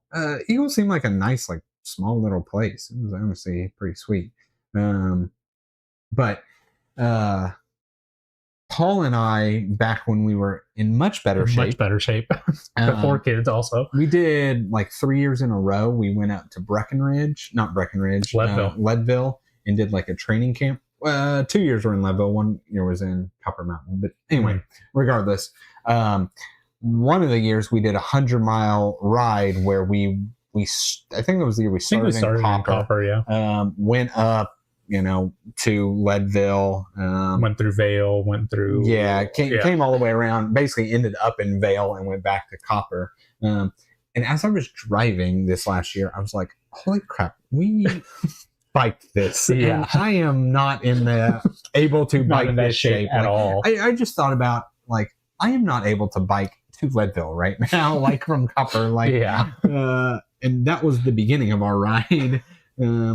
We literally climbed, I think that portion. I remember that. Right, I think that portion was literally 2 hours of straight climbing. Just straight up. And every little turn you'd take, you're like, this is the top. Oh, no. But anyway, I was reminiscing on that. But it did make me want to bike again. But that's sweet, Ian, that you live out that way. It says it where I started teaching career. An hour west of that. Okay. Very cool. All right, Paladins. This was my first game of BGG. Yeah. So again, I picked games that I wanted to play, and Paladins of the West Kingdom is one I wanted to play because it's been years. That one has been years, plural, since I had played it, and it was as fantastic as the first time I ever played it. This game this is what I want out of a game. Right, I want to do sweet things, and I get to do sweet things in this. You plan. You plan for your last turn. Yeah, you plan for your last turn. You just do sweet things. The best that is this game. You get to build a true engine. Not only is it from the most common is blocking off spaces, so you need less workers to do the main 6 actions that you want to do, but you're also buying townsfolk that maybe give you they're not big, but slight little benefit. But if you get multiple so now it only costs me 1 worker to do this action, and this townsfolk triggers, and this one triggers, so now it's 1 worker. I'm actually getting 2 workers back. Plus, I'm, getting the reward of the action. So much cool. Paul and I think we both went into the negotiate. Was it negotiating? Yeah. And Joe went off on the trading. Yeah. Right. This is the first time I've played with the expansion many times, but this is the first time I actually interacted with the expansion. It was cool. I really liked that little section. Both sides, the whatever, the negotiation and the other one is. It was funny because... Did Joe win it? I honestly can't remember. It was very close. I remember that. But no, it was funny because I had gotten my hidden, agenda or whatever, and it was the expansion. I was like, well, I guess this is the game that I'm doing. It was very close. 123, 120. Yeah. We won't look at Paul's. Yeah, just don't look at mine. It's because I interacted with the expansion. Yeah. No, that's not why. This is like some Garfield games, you can literally never touch the expansion and you're fine.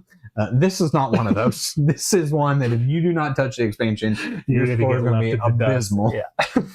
But it was cool. I mean, it was unfortunate that both of us were going for it because we were just fighting for it. We were getting each other's way. But it was cool. It was a really fun one. I like Paladins. Yeah, Paladins. Currently, it's on. Well, it's so good. Yeah. You didn't have this one on your thing. I added it. Oh, I didn't. We're almost done. You got 1 more month. Yeah, we did. What did we do? October and November. This every time we play this just solidifies this game is freaking awesome. Everything about this game, I'm not going to spoil it because Paul eventually does want to play it, but what has happened the last 2 months have been so cool, completely changed up the game. Joe has said this multiple times, and it is so true. The difference between regular Pandemic and having to clear stuff off versus put stuff on is just such a major difference, and it does make this game better, right? Like, and Pandemic's great. Pandemic is great of like clear off the diseases and that kind of stuff. But the fact that this one, the main mechanic is exact reversed, and instead you have to block the spaces, it just adds this. It adds this. Pandemic becomes completely reactionary. I mean, you do like cycle during the epidemics and kind of know. But this makes it all preventative. Yeah, like trying to prepare and like think, okay, let's group up our cubes here. And the way we have edited our deck throughout the time, we know that, oh, these can't come out, so we got to put cubes here. And it's just been really cool. And I'm honestly excited to see it through as the ending, right? And it's been nice to not know anything that hasn't been happening. But it's just been fun. We've been, since January, looking for our leaders, and we've found our leaders, and just progressing through the story. Yeah, the way the story has gone, it's like, oh wow, okay, this is neat. That's awesome. So we're excited to do December, and then literally like, I'm going to say at this point, 15 months ago, it was like right after we started this, I had bought Clank Legacy 2. Right? Oh, yeah. It's literally just been sitting in my house because I'm like, we are not opening up another campaign legacy game until we finish this. So our goal to finish this by this December, right? It's been a 2-year legacy. Yeah. Pipeline.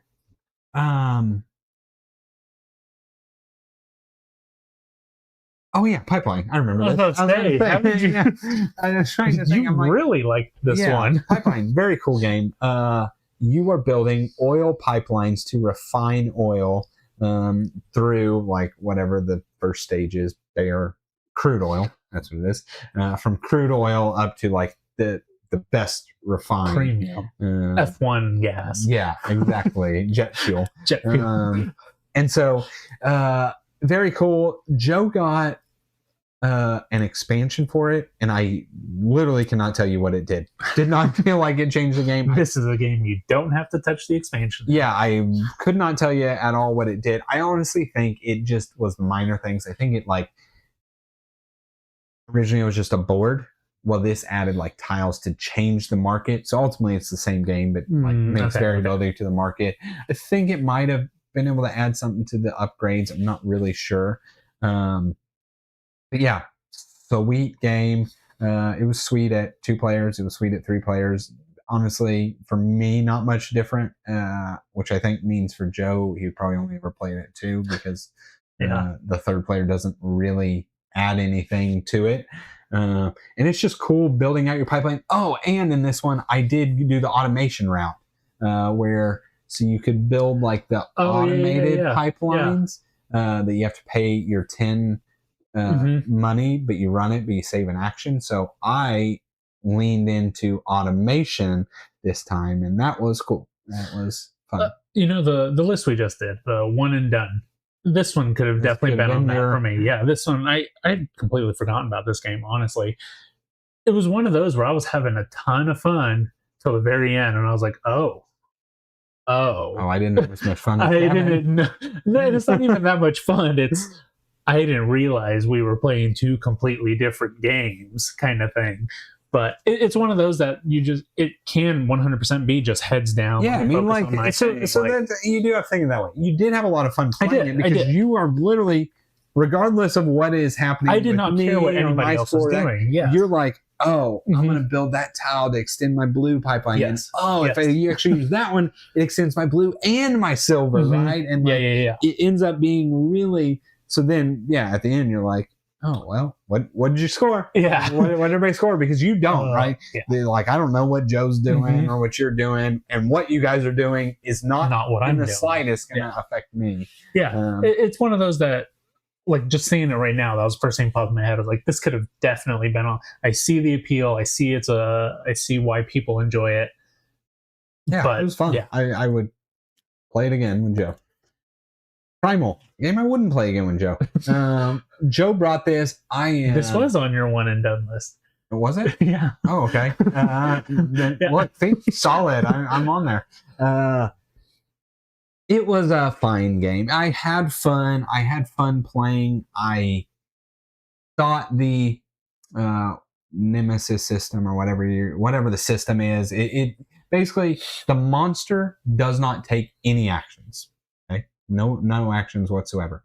it reacts to actions, but you know what those actions are. So like it's got 3 cards, and one is like if you attack it from the front. One might be if you use a blue card, and one might be, I don't know, something else, right? And so you know what they are, so you can kind of play around those, but like it's also inevitable that you don't trigger, or like that you eventually trigger them. So it's also about the timing of how do we trigger it, when do we trigger it, what do we do, that kind of thing. It was neat. It was cool to do, but like even with, we'll call it the variability of different monsters that technically react in different ways and that kind of stuff, and a different person with a slightly different ability, I got my fill of the game off of exactly one playthrough, and I thought, oh, that's cool, but I don't ever need to try that again. This is Ringyo. This is one that I played. This one just fulfilled on Kickstarter not too long ago. This was published by Paverson, so it's their newest game. It's actually in a box over there. Is this sitting in this room? I've never seen this game. So the playthrough of this one is with Kirsten on the channel, because there was like a week that you were in town that we were going to get together, and it was supposed to come in that week, but it didn't end up coming in. So anyway, okay. But this is a cool game. It's a action selection simultaneous game where you have this board, and on this board there's a bunch of little cones that you stack onto it. That's your trees, and so your trees can be different heights and stuff like that. So what you're trying to do is you're trying to manage the maturity of your forest by having tall trees, but also you're wanting to cut some down to have like fortresses and to have rice paddy farms or whatever. So because your resources are rice and something else. Maybe it's just rice. I don't remember. It's not water.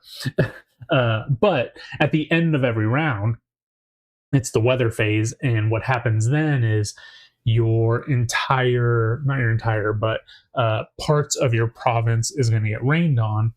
And so what happens is if you have trees on that specific province, they're going to grow. If you have rice paddies on there, then they're going to produce rice.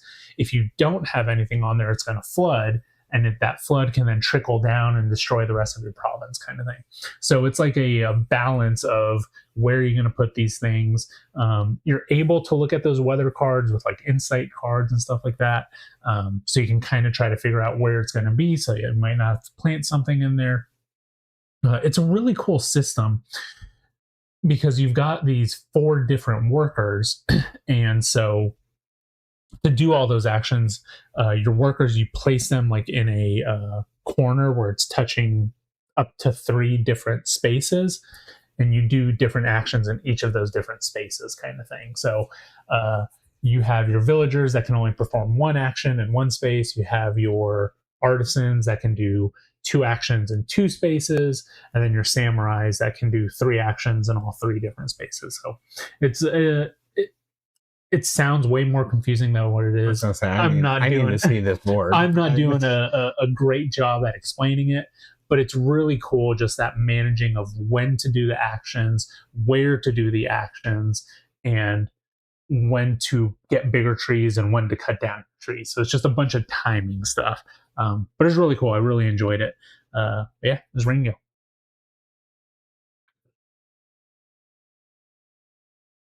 What is that? Oh, Rise and Fall. Rise and Fall is awesome.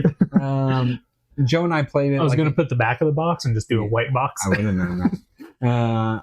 Joe and I played this like a year ago at 2 players. It was off the shelf. The box is atrocious. And we're like, whatever, let's try this thing. And then we loved it. It's awesome. And so we played with Paul, and it's freaking sweet. So first and foremost, to start the game, you build your map or your world. That was cool. And that part is like, yeah, exactly. That part is cool. It's like everybody's placing water tiles, and you have no idea what you're doing, or like, and then you're placing the land, and then you're placing like what they call it, the forest on top, and then the mountains, and then the ice caps. Or and you have this like 3D land. Yeah. And then it is basically, It's like I don't even know. It's just converting things to other a things. conversion game. That's a great way to put it, right? Is. Like, so you start off with a nomad, I think is what it is, and a city, right? And then like your nomad you can move around, it can collect resources, or it could turn into a ship in the water, or it could turn into another city. And then your cities can poop out more nomads, right? And then something else can turn into a tiger. Yeah, and then the tigers can go across the mountains, or you can get the merchants, or you can get the temples to convert other people. That's right. But yeah, it's just, and so ultimately, you're trying to put all of a piece out, right? So like your nomads, you might have 12 pieces, and then your cities, you have 5 or 6, and the ships, you only have 4, right? And the like tiger things are hard to get out, and there's only like 3 of them, right? Yeah. And if you get them all out, you are going to collect a large sum of points for it. And there's some type of area majority. Yeah, and then at the end of the game, it's like area scoring for the different colored areas, and the higher up the area, the more points each space is worth. But it honestly, the mechanic of the game, that's actually cool. Actually, that part I think is really cool. But whatever pieces you have out, that is your hand. So if I have a nomad, I have a ship, and I have a city, right? I have 3 cards in my hand, but if I make a temple, I turn my nomad into a temple, I actually get rid of the nomad card because I got no more nomads, but now I take the temple card. And so you play cards down, and there's like a, kind of the normal, you got to play your whole hand before you reshuffle type of thing. Not shuffle, but pick them all up. Anyway, it's card play in that is very cool, but every time somebody claims one of the milestones of all of a piece, you have to permanently get rid of a card. So you might have like leaned into your cities, and you got to get rid of that cities. So then you have to pay to get your card back. Just really cool game all around for a game that truly not ever heard one word about. One word. Yeah, never seen anybody with it. This is a complete unknown game, and it is really good. Don't even know the publisher, don't know anything about it. Just picked it up off the shelf. Ian, I go back on Thursday. So it was students go back on Thursday. I went back Tuesday. Scythe. Do you want to talk about Scythe? Yeah, I mean, there's not much to talk about with Scythe for me. Well, yeah, I want to know when you talk about it, because I have a very strong opinion on this. Yeah, Scythe for me is just a game that I don't ever need to play again. It's I don't think I really enjoyed my first playthrough of it. The second play was, I think, better, but still just nothing. I don't know. Honestly, I just don't really like the game. I don't know. I don't like it. Yeah, I just don't like it. I have loved Scythe. Absolutely love Scythe. This playthrough showed Scythe's age to me. That's the best way. I think it came out in 2016, and it feels like a game that came out in 2016, and every one of the mechanics have been advanced by other games at this point, right? Everything that Scythe does, Voidfall does better. It's the exact same game. It is just done 100% better. You move, you gather resources, you build, and then you build buildings, and then you build attacking type of stuff. So everything Scythe does, Voidfall does better. And I think Scythe at this point just shows its age, right? That's how I felt about the game, right? I think Scythe was a fantastic game in, I think it was 2016 when it came out. What it did was very innovative and new, and I get like why it's been popular for so long. But I think at this point, there is nothing in Scythe that is like stands out or unique anymore, right? Like that's more of it. There's nothing left in Scythe that's unique. Other games just do it better. It's an engine building game. There's much more better engine builders at this point, right? Again, Voidfall is identical. That's so funny. Expanded on. Yeah. 100% expanded on, right? It's an action selection game. Voidfall is an action selection game, right? It's just where Scythe, you're limited by, I go, one of these 4 actions. Voidfall is, I have 9 actions to choose from, right? It's everything that Scythe did initially. Voidfall is just ultimately a better game all around. And so for me, unfortunately, I think Scythe has come down. With that said, I will keep Scythe because, right, I talked about him playing games with Derek and our buddy Nate, right? I cannot show Voidfall, right? Like I cannot tomorrow show Voidfall. Yeah. Tomorrow I can show them Scythe, and I guarantee you they will absolutely love Scythe, right? Because that's the level they are at in games. Nice. So I think it's like they don't know better. Well, and it's not that they don't know better. It's they can't like grasp. Yeah, they cannot play Voidfall. They would, right? Yeah. But like Scythe, you can teach Scythe. Scythe is 4 moves, right? It's 4 moves or 4 actions. And then eventually you can do the stronger upgraded actions.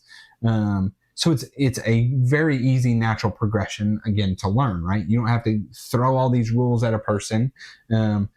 Whereas now in our board gaming, right, we know games, we know actions, we know what upgrading means. So having to spend the first third of the game just doing basic actions to actually then begin doing the part of the game that is building the mechs or building the buildings, or right, it just shows its age, because it's like for us, we just want to get to the upgrading, right? Like I want to upgrade. I know how I'm going to get to the upgrade. I just need to get there. But now I have to spend 10 of my turns being able to do the first upgrade, and then I can start doing my stuff. And so that's I'm telling you, a strong opinion, because I think it showed its age. I think the 10-year-old game, and it feels like a 10-year-old game. And I think there's just, at this point, better games. But again, I think it'll stay in my collection, because I do think like this is Luke and Luna can easily learn this game to then take them. Get them My Little Scythe first. Yeah, you're right. But they can learn this game because it's very, really, right. It's your beginning actions are move, build, harvest, trade, which is just exchanging resources, and I think it's getting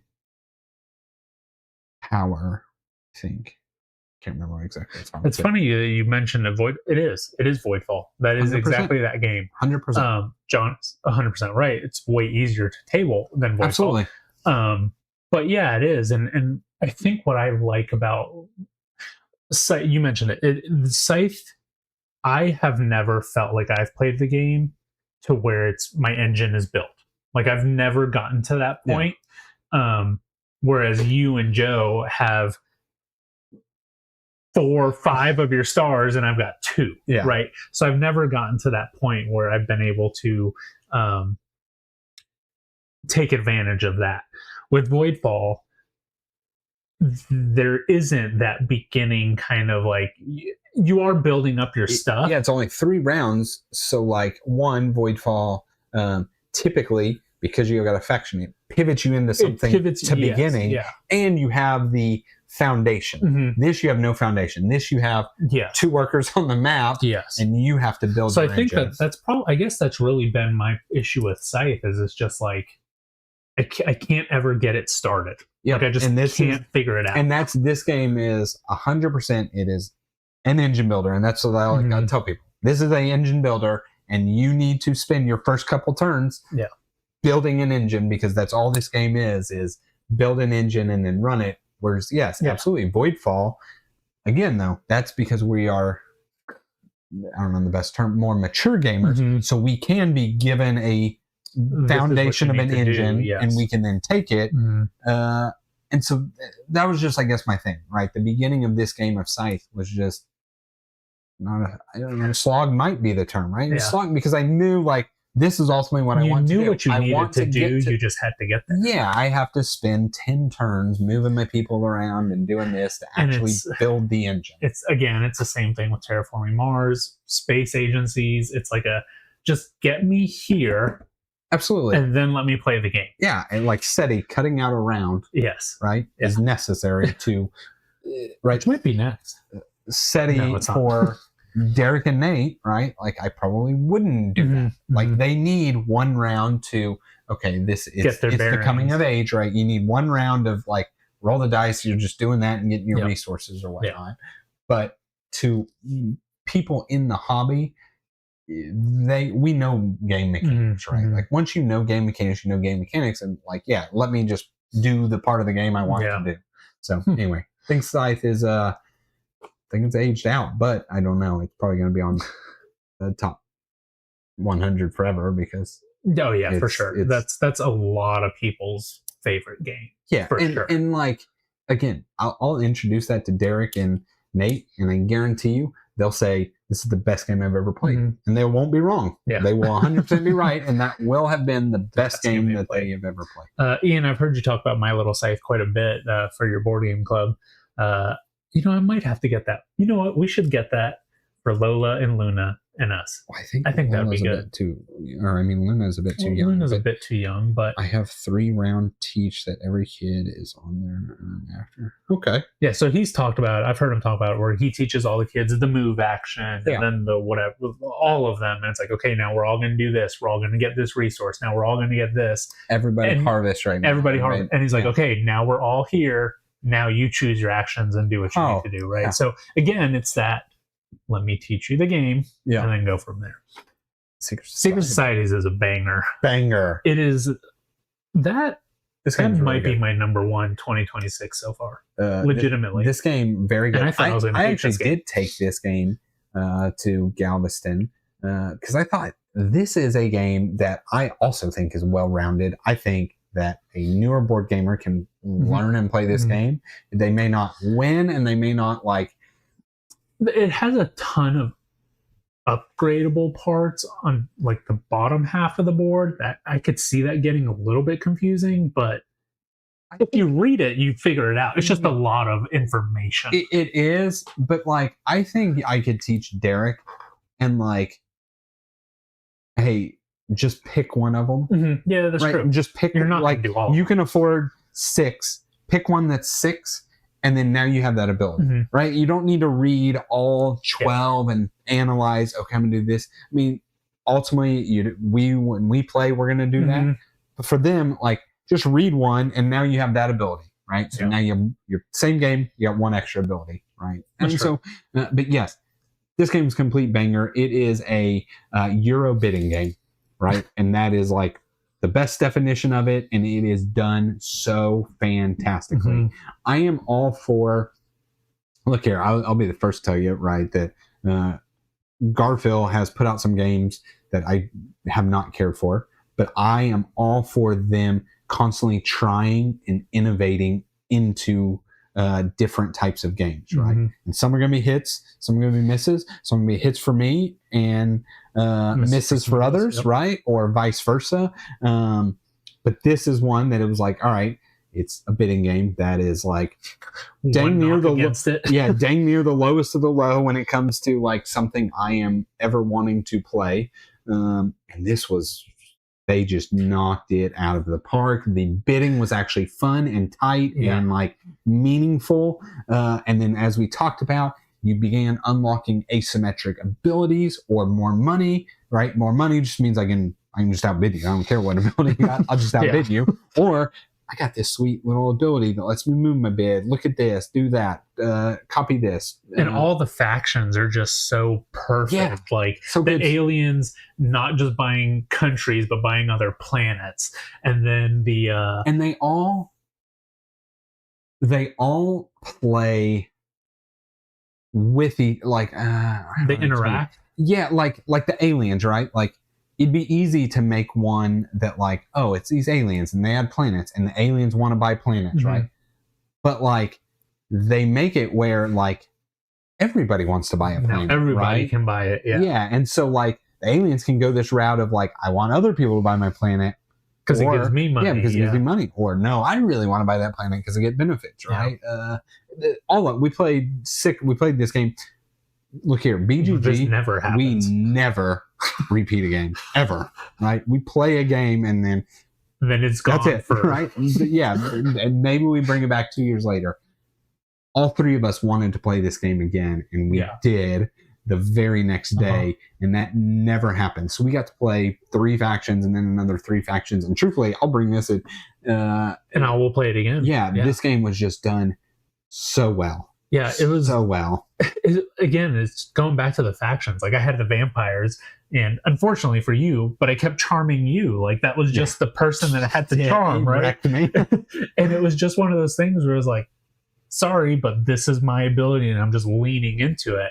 And then Joe was the influencer who was like, everybody come by this planet. Yeah. But he would get like the money back from it. Yeah, thing, he right? promoted one planet and he canceled a planet. Yeah, he canceled the planet. It was like a bad thing. Yeah, it was done so well. And I know their Kickstarter didn't do as well as their West or their trilogy games, but like I know they had a ton of expansion planned and stuff like that. Look, and I'm all for it, right? With how unique these 6 we played were. Just base they're unique, and then you can upgrade them and they're even more unique. But then so I think the base game came with 8, and then you had the 2 America in the expansion, and you had the Lycan. Well, the American expansion was the Bankers and the Spec Ops, and then you had the Lycan. So I think you have 11 right now. Like, dude, keep pumping them out because I will keep buying them. Right? Like, there's never really a game that all 3 of us love. Absolutely. And this one hit that. Yeah. Like this all 3 of us were just like, yes, this is the one. Rundar? Yeah, something Rundar. Siege of Rundar. It was funny, fine. It's a co-op castle defender type of thing where you had these ogres coming, and I don't know, I think we were dwarfs, I think. And basically you moved around the castle fighting ogres, digging resources to upgrade your stuff. But ultimately you were trying to like clear rubble to, I think, escape the castle, or I don't really know what the theme was, but it was funny and fine, and I'm glad we played it, but don't ever need to play this again. Sierra West is the game that you guys were playing when I got there. I think that's what it's called. Joe really liked the game, and I liked the game. That's a good way to put it. It's a game that, not modules, it's like scenarios. Like different games. Yeah, like totally different scenarios or whatnot. And so honestly, I would play it again to play a different scenario and try it. But it didn't do anything that like... It's a board and dice game, isn't it? Yeah. It is. It didn't do anything that rocked my world. You have 3 cards. They have top effects and bottom effects, and you like tuck them into a board. So 2 of your cards are getting bottom effects, 1 is getting a top effect. So you're taking these 3 cards and you're figuring out what do you want to do, and you're walking guys across a path to get actions or collect things or whatnot. Best description I can have. I had fun playing it. I had fun playing it with Joe, but this is not. I would never like seek out this game. Six darns. It was all right. I think this is a good game. I think that this definitely falls in the it needs to be 3 or 4. It's always going to play, I feel like, in that hour time frame or so, because it's only 9 actions. You're just drafting cards. You're doing exactly what's on there. Honestly, this could be a good one for Nate and Derek as well, right? Like this is you have 4 actions. Introduction to area majority. Control. Yeah. Like this would be a good one for that. What I find interesting is there's 13 modules, right? And they're not really, I don't know. It's a weird way to introduce them, right? Like one module is just, if you control this area, you now have this resource, right? Like that could have just been part of the game. Like that doesn't really add any big overhead. It doesn't add any difficulty. It just makes it a little bit easier to get resources. From what I do understand about it, though, there are some modules that make it like more competitive at 2 players, that make it more aggressive game, that make it a more passive game. So you can kind of customize it more to your play style. But like, and that's what needed to happen in ours, right? Like ours needed something to tighten up this board. Yeah.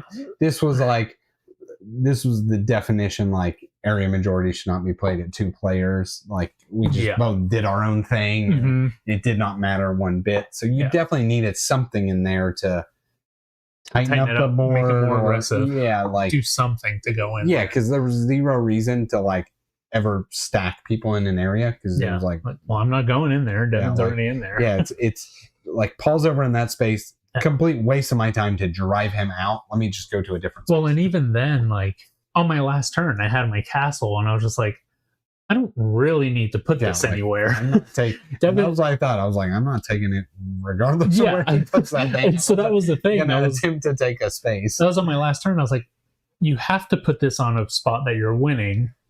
He has not tried to take over any of my. Like, we're not fighting for something because the cards that come out that you have to win are 3 points. Like, you can get 3 points somewhere else, kind of thing. I do think it's a good game. I do like the what it fills, right? It's 45 minutes to an hour area control game that can be changed. This can go into definition intro area control. That is all this is. I didn't think it did anything at all special, even with like glancing at other modules, because it's just that it is base bare bones area control. You get more workers, you move more workers, you get houses, you get ships. You get the houses to then get more workers, right? Like, that's really the most basic it can be. I don't know. Area control is one of these things that, honestly, I'm pretty decent at area control, but it is like one of my least liked mechanics. Like, I know how to do area control pretty well, but you typically have to be aggressive, relatively cutthroat when you're doing that. Like, you are 100%. I am kicking you out of this area. Yeah, like, I am doing a move that will cause me to win the game and you to lose the game, and we're both going to know it. Yeah, it's a very deliberate way to play the game. The one thing that I had more of a issue with this game was the score pad. I don't know if you remember it, but it's legitimately a score pad that's this big. I remember a little piece of paper. So it's a little piece of paper. And everybody gets their own little piece of paper. Oh, yeah, that was so stupid. And just make it slightly bigger. But the thing that bothered me even more, there's 13 modules, and none of those modules were on the thing. So if you remember, like, for upgrade, we had to add points onto the thing, right? And so on the score pad, it was either 5 or not, 5 or 7 or 4 or 7. There was no +1, +2. Like, you had to cross out and write it. Or, I don't know, it was just weird. And then, like, there was no place for the mountains. We forgot to score mountains. But on the score pad, there was nothing for the mountains. There's nothing for serpents. Like, just make the score pad this big. And add the 13 modules that you put in the game. You're not limited in the box. So, I don't know. I do think it's a good game. I did enjoy it. I like the playthrough of it. But yeah, it's a intro. I think that defines it. You look, if you know us, right, you hear our opinion, you'll know if you like it or you don't like it based off of what we've said here. Scarbray, this was actually mine. So I got solo this yours. One. I'm terrible at this game. That's so stupid and terrible. This is like the worst solo ever. Well, your talking solo video comes out soon, so it's I don't know. It's just, I don't know. The solo is it's a completely different game. Yeah, like having to play the I don't know what they're called, task, right? It just, to me, totally runs the game, really. The game and then the game is the first player. It's knowing the 3 packets of cards, and so then the turn order of how am I going to get that? That is the card I want. How do I get the guarantee I get that card?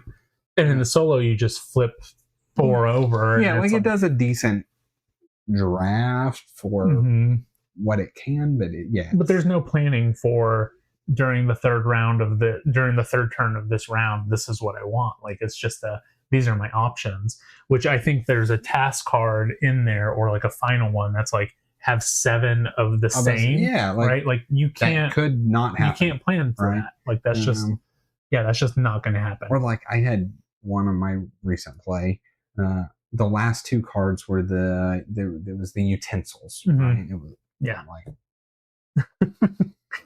cool, I can cook more food. Yeah, I was like, okay, that's sweet. I get 1 point. Yeah, no resources. No, I'm like, okay. Yeah. That I would not have chose that in this scenario of, and then okay, so on top of that, like, then it comes to the end of the game, and it's actually like, call it a decent amount of decision, but the fact that you don't know what those, like, I could be living on the fact that I need a blue card to show up.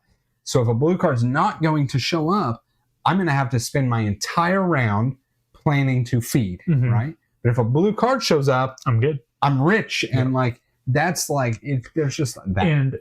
And at the beginning of the round, if you know there's not a blue one coming out, you're going to play a completely different game from the very beginning. Yes, and that's what I mean. So like, you were literally just rolling the dice of like, okay, so because I don't know, I'm going to have to play in the safe route, right? So I'm going to spend my entire people to go gather and do stuff so I can feed. And then, the last card ends up being blue, and you're like, well, okay, now.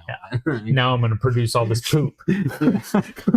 So, it's I do like the game. But the solo is completely different than a multiplayer game. Yeah, I think the game is fine. I do think the special tiles are not balanced in the slightest bit. I still have not played with Spin Wool. Spin Wool. Actually, maybe I did play with it. There's a couple. Spin Rule, Upgrade. The one I just had was pretty nutty, busted. It was the one where you get to look at 3 cards, take one, and do the bottom, right? And that's perfect for solo. Perfect for anything. like I had so many people and everything. Honestly, it made it where I could then lean into taking like I got utensil ball, or the balls. Yeah. I think I had like 5 or 6 of them, right? And like, so they're worth 2 points each.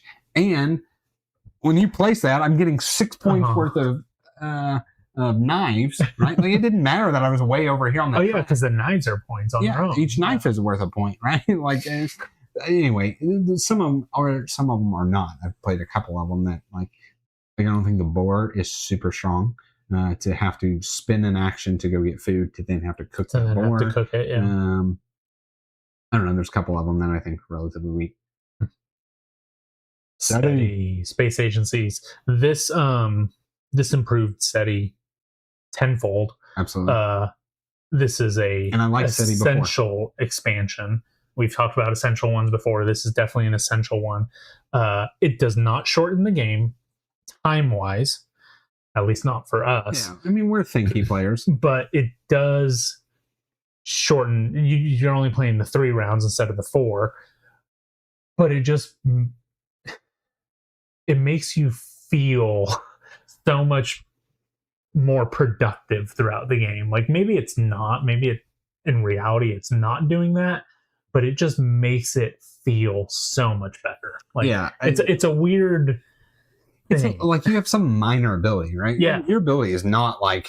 We forgot it a lot of the time. Game-breaking, busted ability. It's a minor ability, but just the one, asymmetric starts, the actually starting with stuff tucked and more resources. Yeah, stuff populating the planets and the satellites and that kind of stuff, right?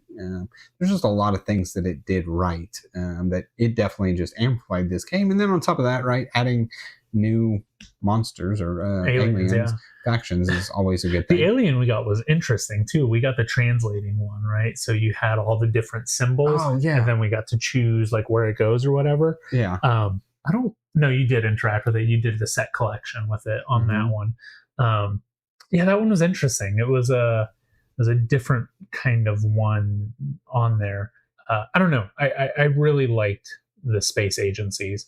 I forgot what I said exactly after we played it. I'm thinking more of like Above and Below Haunted. Like you just get to do what you like. It actually feels like you did what you wanted to do, or you can actually complete what you wanted to do. Because there's a lot of times in SETI where it was like, specifically, I'm thinking of like the satellites or the inner ring, right? Yeah, like, so we both did that, right? A Yeah. decent amount, which so and one, this improves the 2-player for that right, specifically. Yeah, like we actually got to complete quite a few of them. We had some that we actually had one we competed on. Yeah, that one right? was terrible. That was the absolute worst. But yeah, like Not for me. Yeah, I made that clip. I was like, "Oh, you're going to take this one?" You're like, worse. But yeah, no, it just makes it. I don't know. I don't know. It just makes you feel like you're doing more. Yeah, that's the best way to do it. Yeah, it's great. I don't know. This definitely, I agree with Paul. It amplified SETI for me. I already thought SETI was good, but this like takes it into the realm of like, oh, SETI's a great game. Mm-hmm. Speakeasy. When did we play You this? must have played this. I'm not sure. Unless you're counting the game where you taught the people behind us when we were playing Sweetlands. No. When did I play Speakeasy? Unless this was a John game. I played with long. I have to look. I'm sorry. I'm gonna have some dead air here. When on earth did I play? I was surprised that sure? Speakeasy was on here. I'm pretty sure. Let me just check the text that he sent me. I'm pretty sure. Either way, Speakeasy is a. Oh, I played with Joe. I did play it with Joe. Oh, okay. I absolutely did play it with Joe. Yeah, and Joe really liked it. I had told Joe, I said, hey, I think this might be your favorite Lacerda game. So we played it while he was at my house before going to BGG. And yeah, he really enjoyed it. I mean, it's exactly what he wants in the game. I feel like. Yeah, and he right. I had the advantage of having played it. Right, this was my. You've played this game so much. 2, 3, 4, 5. Yeah, this is my 5th playthrough of it. Right, so I had that advantage for sure, and he agreed. So I think he plays it again, and he does significantly better. Right, this is one you need to play one time. You need to understand the flow of the game. Yeah, how. Once you've played it, then you can really plan from before you ever even place a piece. Where am I going to go on the map, right? And that's really how it works. Like you look and you see, okay, I'm going to attack in early, so I don't have to deal with it late, or vice versa. I'm going to go in late and just build up what I'm going to plan for the late, right? And I literally have done it both ways. Like, and I found it both ways. I've also, as I've explored the game more, found like I think I had one where I built my still but never produced, right? Like, because you can 100% go a dock route where you are just attacking the docks. One, what I always slept on was the docks give you cash under some condition, so you can get cash that way instead of like selling, and then you get a piece of. Or you get a barrel, right? And so if you do that a couple times, then you do the sell with what you have. Like, it's just, there's a lot of things you can do in this game, and I think it's really cool. And I don't remember what I did. I think it was with Joe I did the docks. Yeah, that was it, because I told Joe, and Joe said he was glad I tried something different, and I did. Like, every time I got a family member, it was to the docks. So I realized you get quite a few benefits because you get something when your family member goes to the docks, but then you get you pick the boat that has the best scoring condition, right? And so then you get an influx of cash. So like I didn't need to sell because I'm getting cash there to then do my other stuff. So that's interesting. That's a nice little balance. It was just good. Speakeasy. Yeah, Speakeasy is a great game. Yeah. Sweetlands. Awesome. This is awesome. This is the unfortunately it's too new to make any of our lists. Too new and too old to make any of our lists. This might be look here. I played this a couple more times, and this might be a number top 3. Yeah, I was going to say 1-2 game. It is like could easily be up there with, for me, Paladins and A Feast for Odin. This was fantastic. Mm-hmm. Everything about this game was fantastic. I absolutely loved it. I think people have compared this to Terraforming Mars, yeah. Yep. Which is a top 5 game for me. This could easily like overtake that for sure. And I played Terraforming Mars 10,000 times, and I still love it. This game though was just good, man. Yeah, what was so awesome about this one is it's, again, I'm not worried about anything that you're doing. It's my stuff. We do have the action selection. Yeah, the worker does actually matter. It's very important.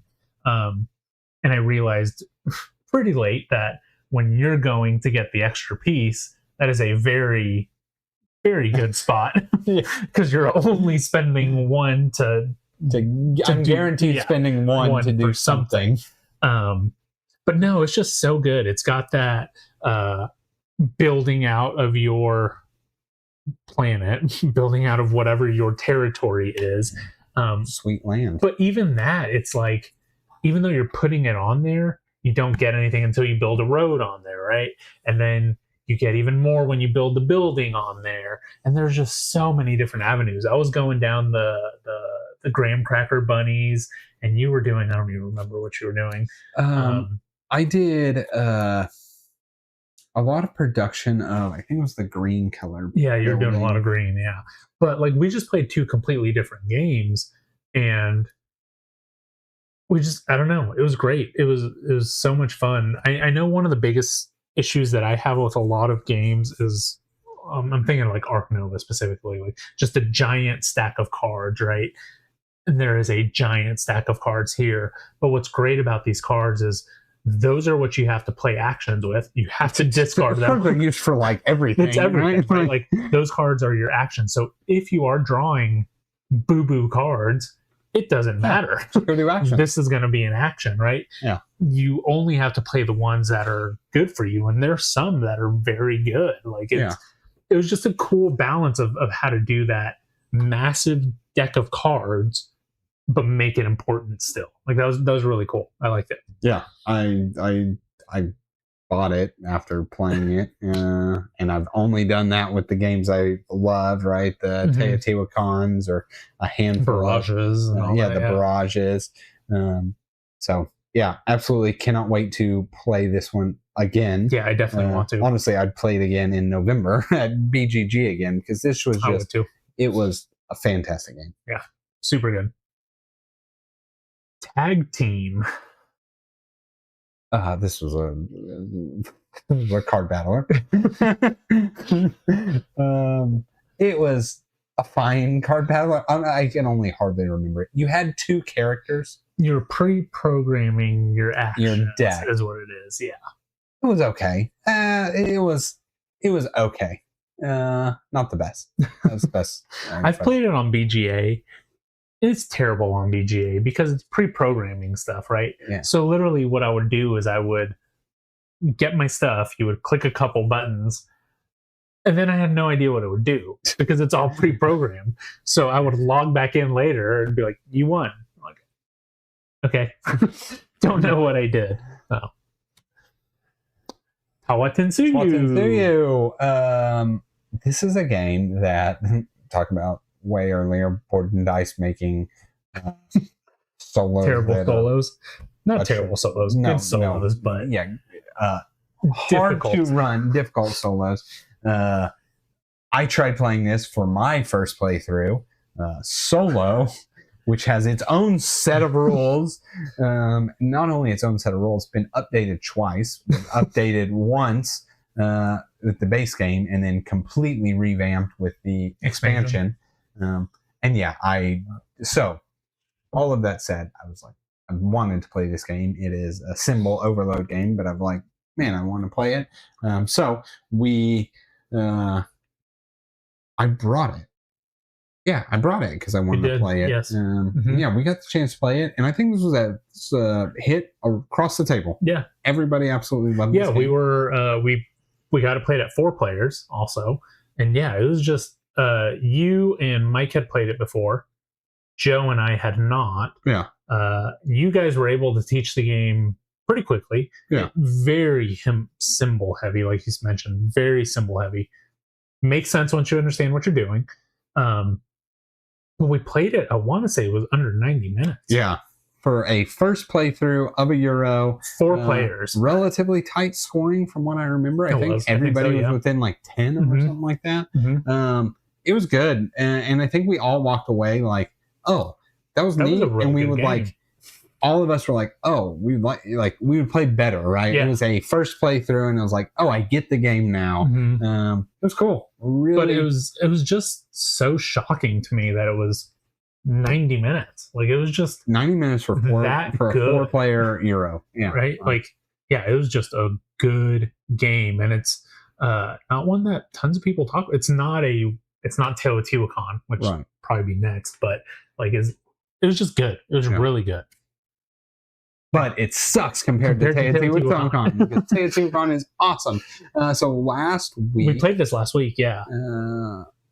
Friday, Paul hadn't started work back yet, and I had the afternoon free, so I told Paul, I said, hey, why don't you come over and play games? He's like, yeah. And I'm like, you want to play something new? You want to play something we played before? He said, you decide. And I said, Teotihuacan. Yep. And I was like, I want to add one of the 51 modules that it comes with in this box, right?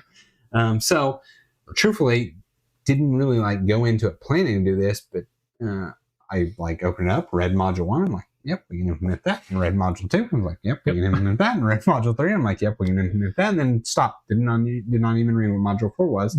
And so we added 3 modules. We added asymmetric abilities, which I think I would never play without. Awesome. We'll never, yeah. And when you introduced them to me, you said it's the Kiss Curse, right? It's going to give you something good and it's going to give you something bad. And it was awesome. I love that. I really, really like that mechanic. Like, you know, I'm thinking of the circadians. That is just a good thing. Yeah. Like, I know there's plenty of other games that do the good and bad, but this one just did it so well. Absolutely. So yeah, we did that. We added a 4th, I think, temple track is what they're called. Neat. I did not get to interact with it just based on my playthrough, but it basically adds little upgrades. Kind of in the same vein as the gold upgrades that you can buy. And then the last one was some sort of round condition. And again, that one was super easy to implement. Awesome too, right? It completely changed dictated both of our round 2. Yeah, completely. Like our round 2 was both of us saw, we can pay to go up more tracks. Yes, everything that I'm going to do this round is going to be to go up more tracks. Yeah, and I really enjoyed that. Round 1 was kind of it was going to happen anyway. It would have been better later. Made food costs different. Round 2, what was round 3? Round 3 was scoring. The temple track, it gave you 1 more victory point. Per thing. That's right. Right. So, yeah. But anyway, I think just really all 3 were cool. And honestly, at this point, like, I'm not saying like we need to play with I think it's 13 modules, but like if we play again, I think we just add 2, right? I don't even know that you need to strip any of those out. You don't need to strip any of those. They did not add time to the game. Not at all. It's like, all right, we'll just I'm just going up another track. There's 2 more that are major. One adds a whole new resource.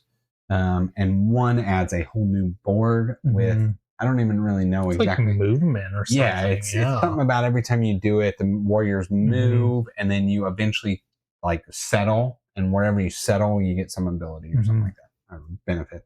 Yeah, we talked about it right after play. Like, we never have to play without these 3 again. Like, these 3 are just, and it was funny because when we were picking those asymmetric abilities, like, here, have this one. I'm like, nope, this is for the solo. Here, have this one. Nope, this is for the solo. So, like, even they have them for the solo. Yeah, so then we looked afterwards, and it was like 8 of the cards were for solo. And even with that, like, they had different I'll call them levels. Like yours was very basic. Yours was just everything cost 1 cacao to perform an action anywhere. Mine was very basic. I don't think you had a curse. No, honestly. I think it was like, I think it was card number 2. Yeah, right? And mine was anytime I go up, I can only collect masks, no other discovery tiles. But that's what. Hold on. It was whenever I get a discovery of a mask, I will go up another track and I get a resource, but I cannot claim anything that's not a discovery or a mask tile. So that was really cool because we talked about it. Masks are not the way generally to play Teotihuacan, or at least that's not how we play it. Yeah, so they're typically, and in some ways, they are typically something that you either get early or you don't get at all. But it incentivized Paul to, let me get these early. Let me spend my whole first round. And he did. So we got a whole bunch of movements up, which also gave him resources, right? But his that negative was the fact that your mask really don't repopulate, or even if best case 1 or 2. Yeah, I was gonna say I think round I don't know that. 2, I was done with. Masks. So he got a whole bunch of stuff in the beginning, and then had to basically let that be what carried. Then do round 1 again. Yeah, it was a great game. Tinder Blocks. So this is the other one that I got along with Kittens. Same kind of game. Dexterity game. You're building little shapes over a little campfire. The only thing with this one is you have to do it with tweezers. So they're little tiny pieces and you just gotta tweeze it up.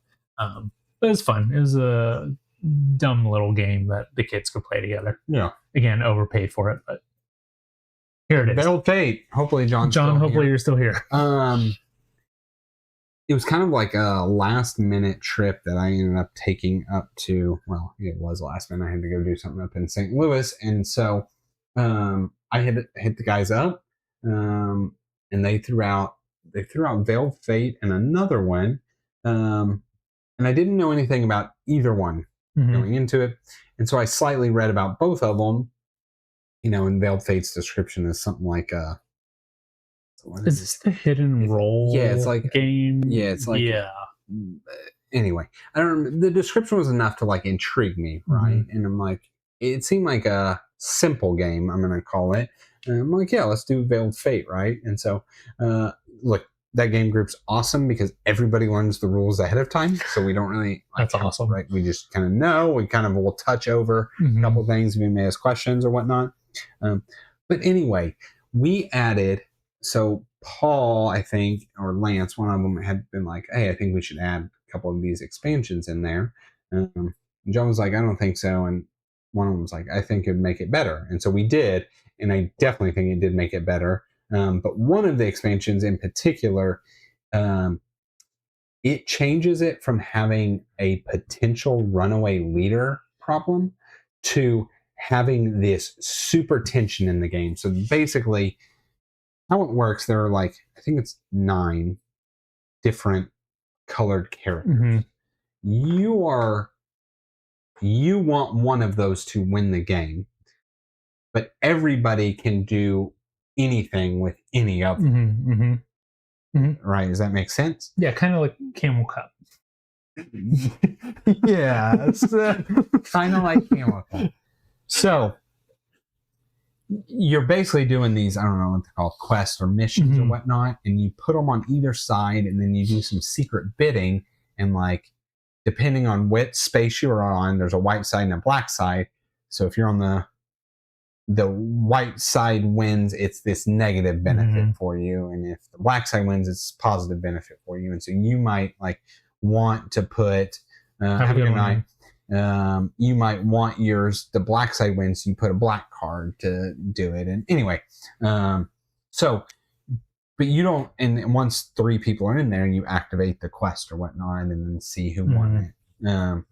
But you don't know who wants what color, right? So red might get 2 bumps, but you don't know if is John red or is nobody red. Or, Paul put the red one in there, but is Paul actually red? So really neat thing. What one of the expansions adds is a neutral person that if you at the end of the game are ahead of that person, you automatically lose. Oh, okay. So you cannot be above that person, right? And what it does is it prevents a runaway leader, and that is true because for the first 2 rounds, I secretly pushed my guys, and people did not suspect it. So my piece was like way up here, but I was way ahead of this person. So then my last round is figuring out how do I get neutral, or how do I either A, advance them, because that's one option, or B, move myself back. And it created this great tension because then by the 3rd round and the actions I started doing, people realized, oh, Devin, I can't remember what color it was, but Devin is silver, right? Like it became very obvious. Devin's that silver piece Devin's trying to get that's way up there, right? And so like they then get to, because like I unfortunately had to play my hand, they then got to also manipulate, okay, so we don't want Devin to win, right? But we also have, they're secretly doing their own. And so there was this blue piece that only moved 2 times in the game. And I even one time said, I'm like, is Lance just slow playing the blue piece, right? I said this aloud, right? I'm like, because I knew, like, we all knew who John was. John's like just like skyrocketing, and we just like crunched him back or whatnot, right? And then Paul, we were kind of uncertain, but like Lance, I'm like, things just don't add up with these other pieces. I'm like, is he that blue piece? That I knew that blue piece only moved twice, right? And it was like just a couple. Anyway, the point is, the game was actually great for what a game I thought was like. We'll just play it, throw a game. It was neat. It added this great like tension, and it was just clever, right? It was super clever for basic, right? Yeah. So basic. On your turn, you like, I don't even know. I can't even remember. You move a person or you collect a card. And like you do the most basic of actions, but it was done in a clever way. Huh. Interesting. So yeah, I honestly had a lot of fun, and really, I'll be 100% honest. I picked it thinking, oh, it's something to play. I'll have fun playing. I'll play the game. whatever. Yeah, I'll have fun playing. I'm coming here last minute. I'll have fun playing a game with these guys. That was great.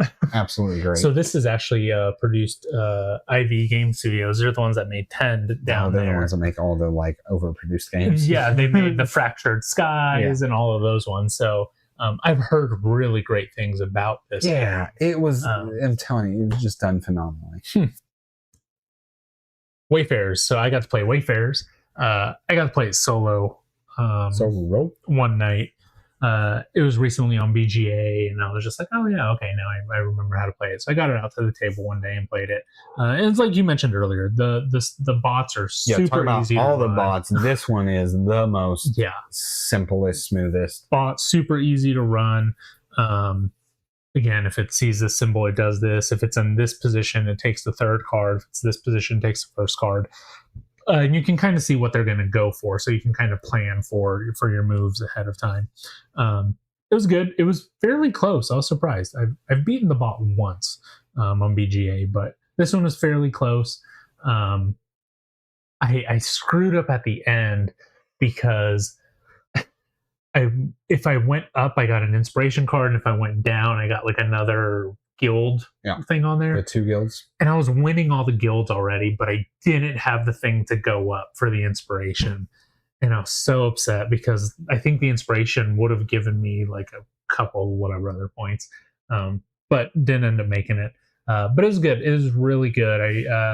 This game has definitely grown on me because when we first played it, it was not one that I very much enjoyed, but it's really grown on me a lot more since we played with the expansion through the saga, whatever it was. I don't remember what it's called anymore. The Moon Saga. Yeah, it's a solid game. Really liked it. Wingspan. Wingspan's great. I brought this also to Galveston, right?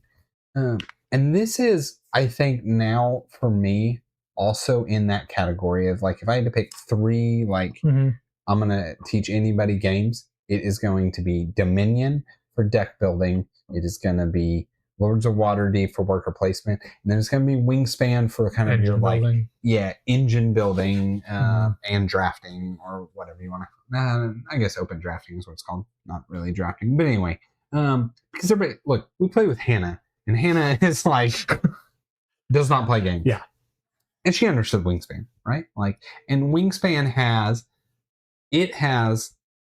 like she can play it, but it also has enough depth that Lacey and I can play it, right? And like to me, that is just Wingspan is like, I don't know, it's just good. That's the way I think of it. It is just strictly good. It is, you know what, you just work with what you get, right? Like it's you have this handful of birds, and you just work with what you get, and like.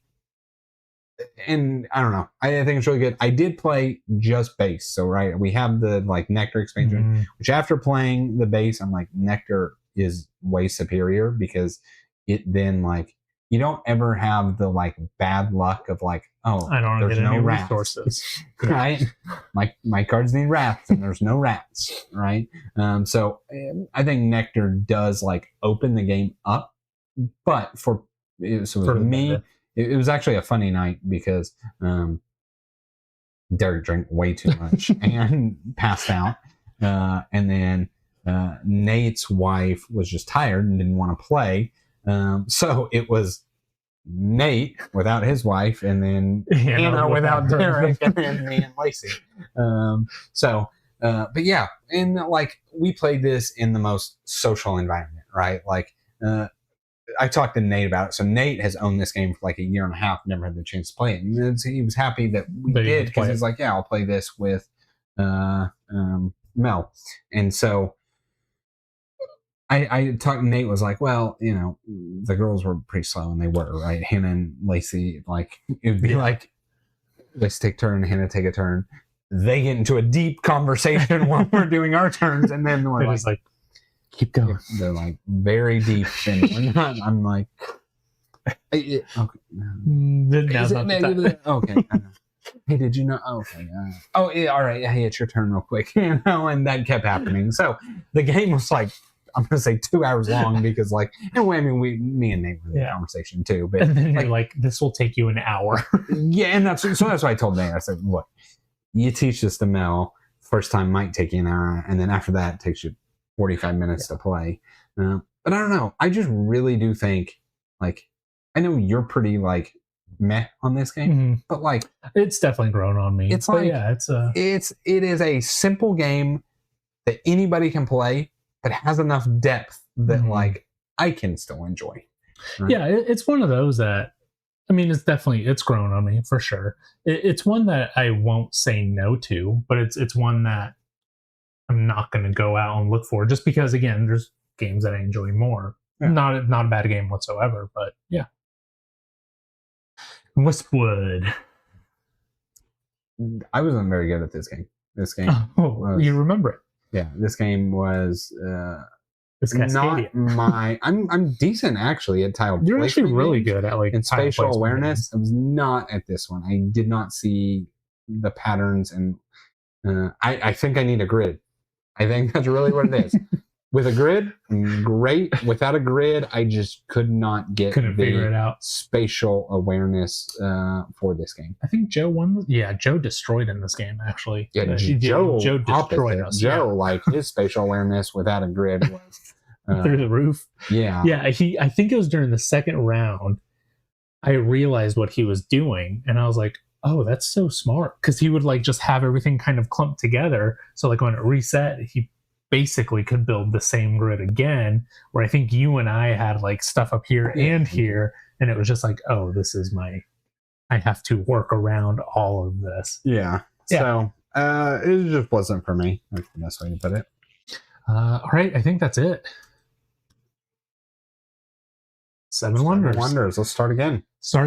That was a long one, so I appreciate you guys we will get back to our monthly. Yes, we will start back with our monthly. Much smaller. I think this month I played one game. So I have played, that sounds right. Also, 1 or 2 games. We'll get back into that, and then like last week we had our live stream again. We'll get back into more regularly with that. We did shipwrights. and then we did shipwrights. So we need to do we Raiders. need to do Raiders and then Explorers. I possibly Raiders next week. That sounds like a plan. We can do that. And so we've got stuff coming out Tuesday, like always. But that's all that we got. We appreciate you guys being here again. I know this was a long one, 57 games over 3 months. Maybe not that much, but more than what we're generally doing lately. So yeah, for me for sure. Again, I've traveled 9 weeks in a row. Yeah. So that's it. That's all that we've got. As always, remember, like, comment, subscribe if you want to support us a little bit more. There is that link for the Ko-fi. We would appreciate anything from there. John, thanks for sticking by. Have a great weekend, you as well. And we'll talk to y'all later. Later. Bye.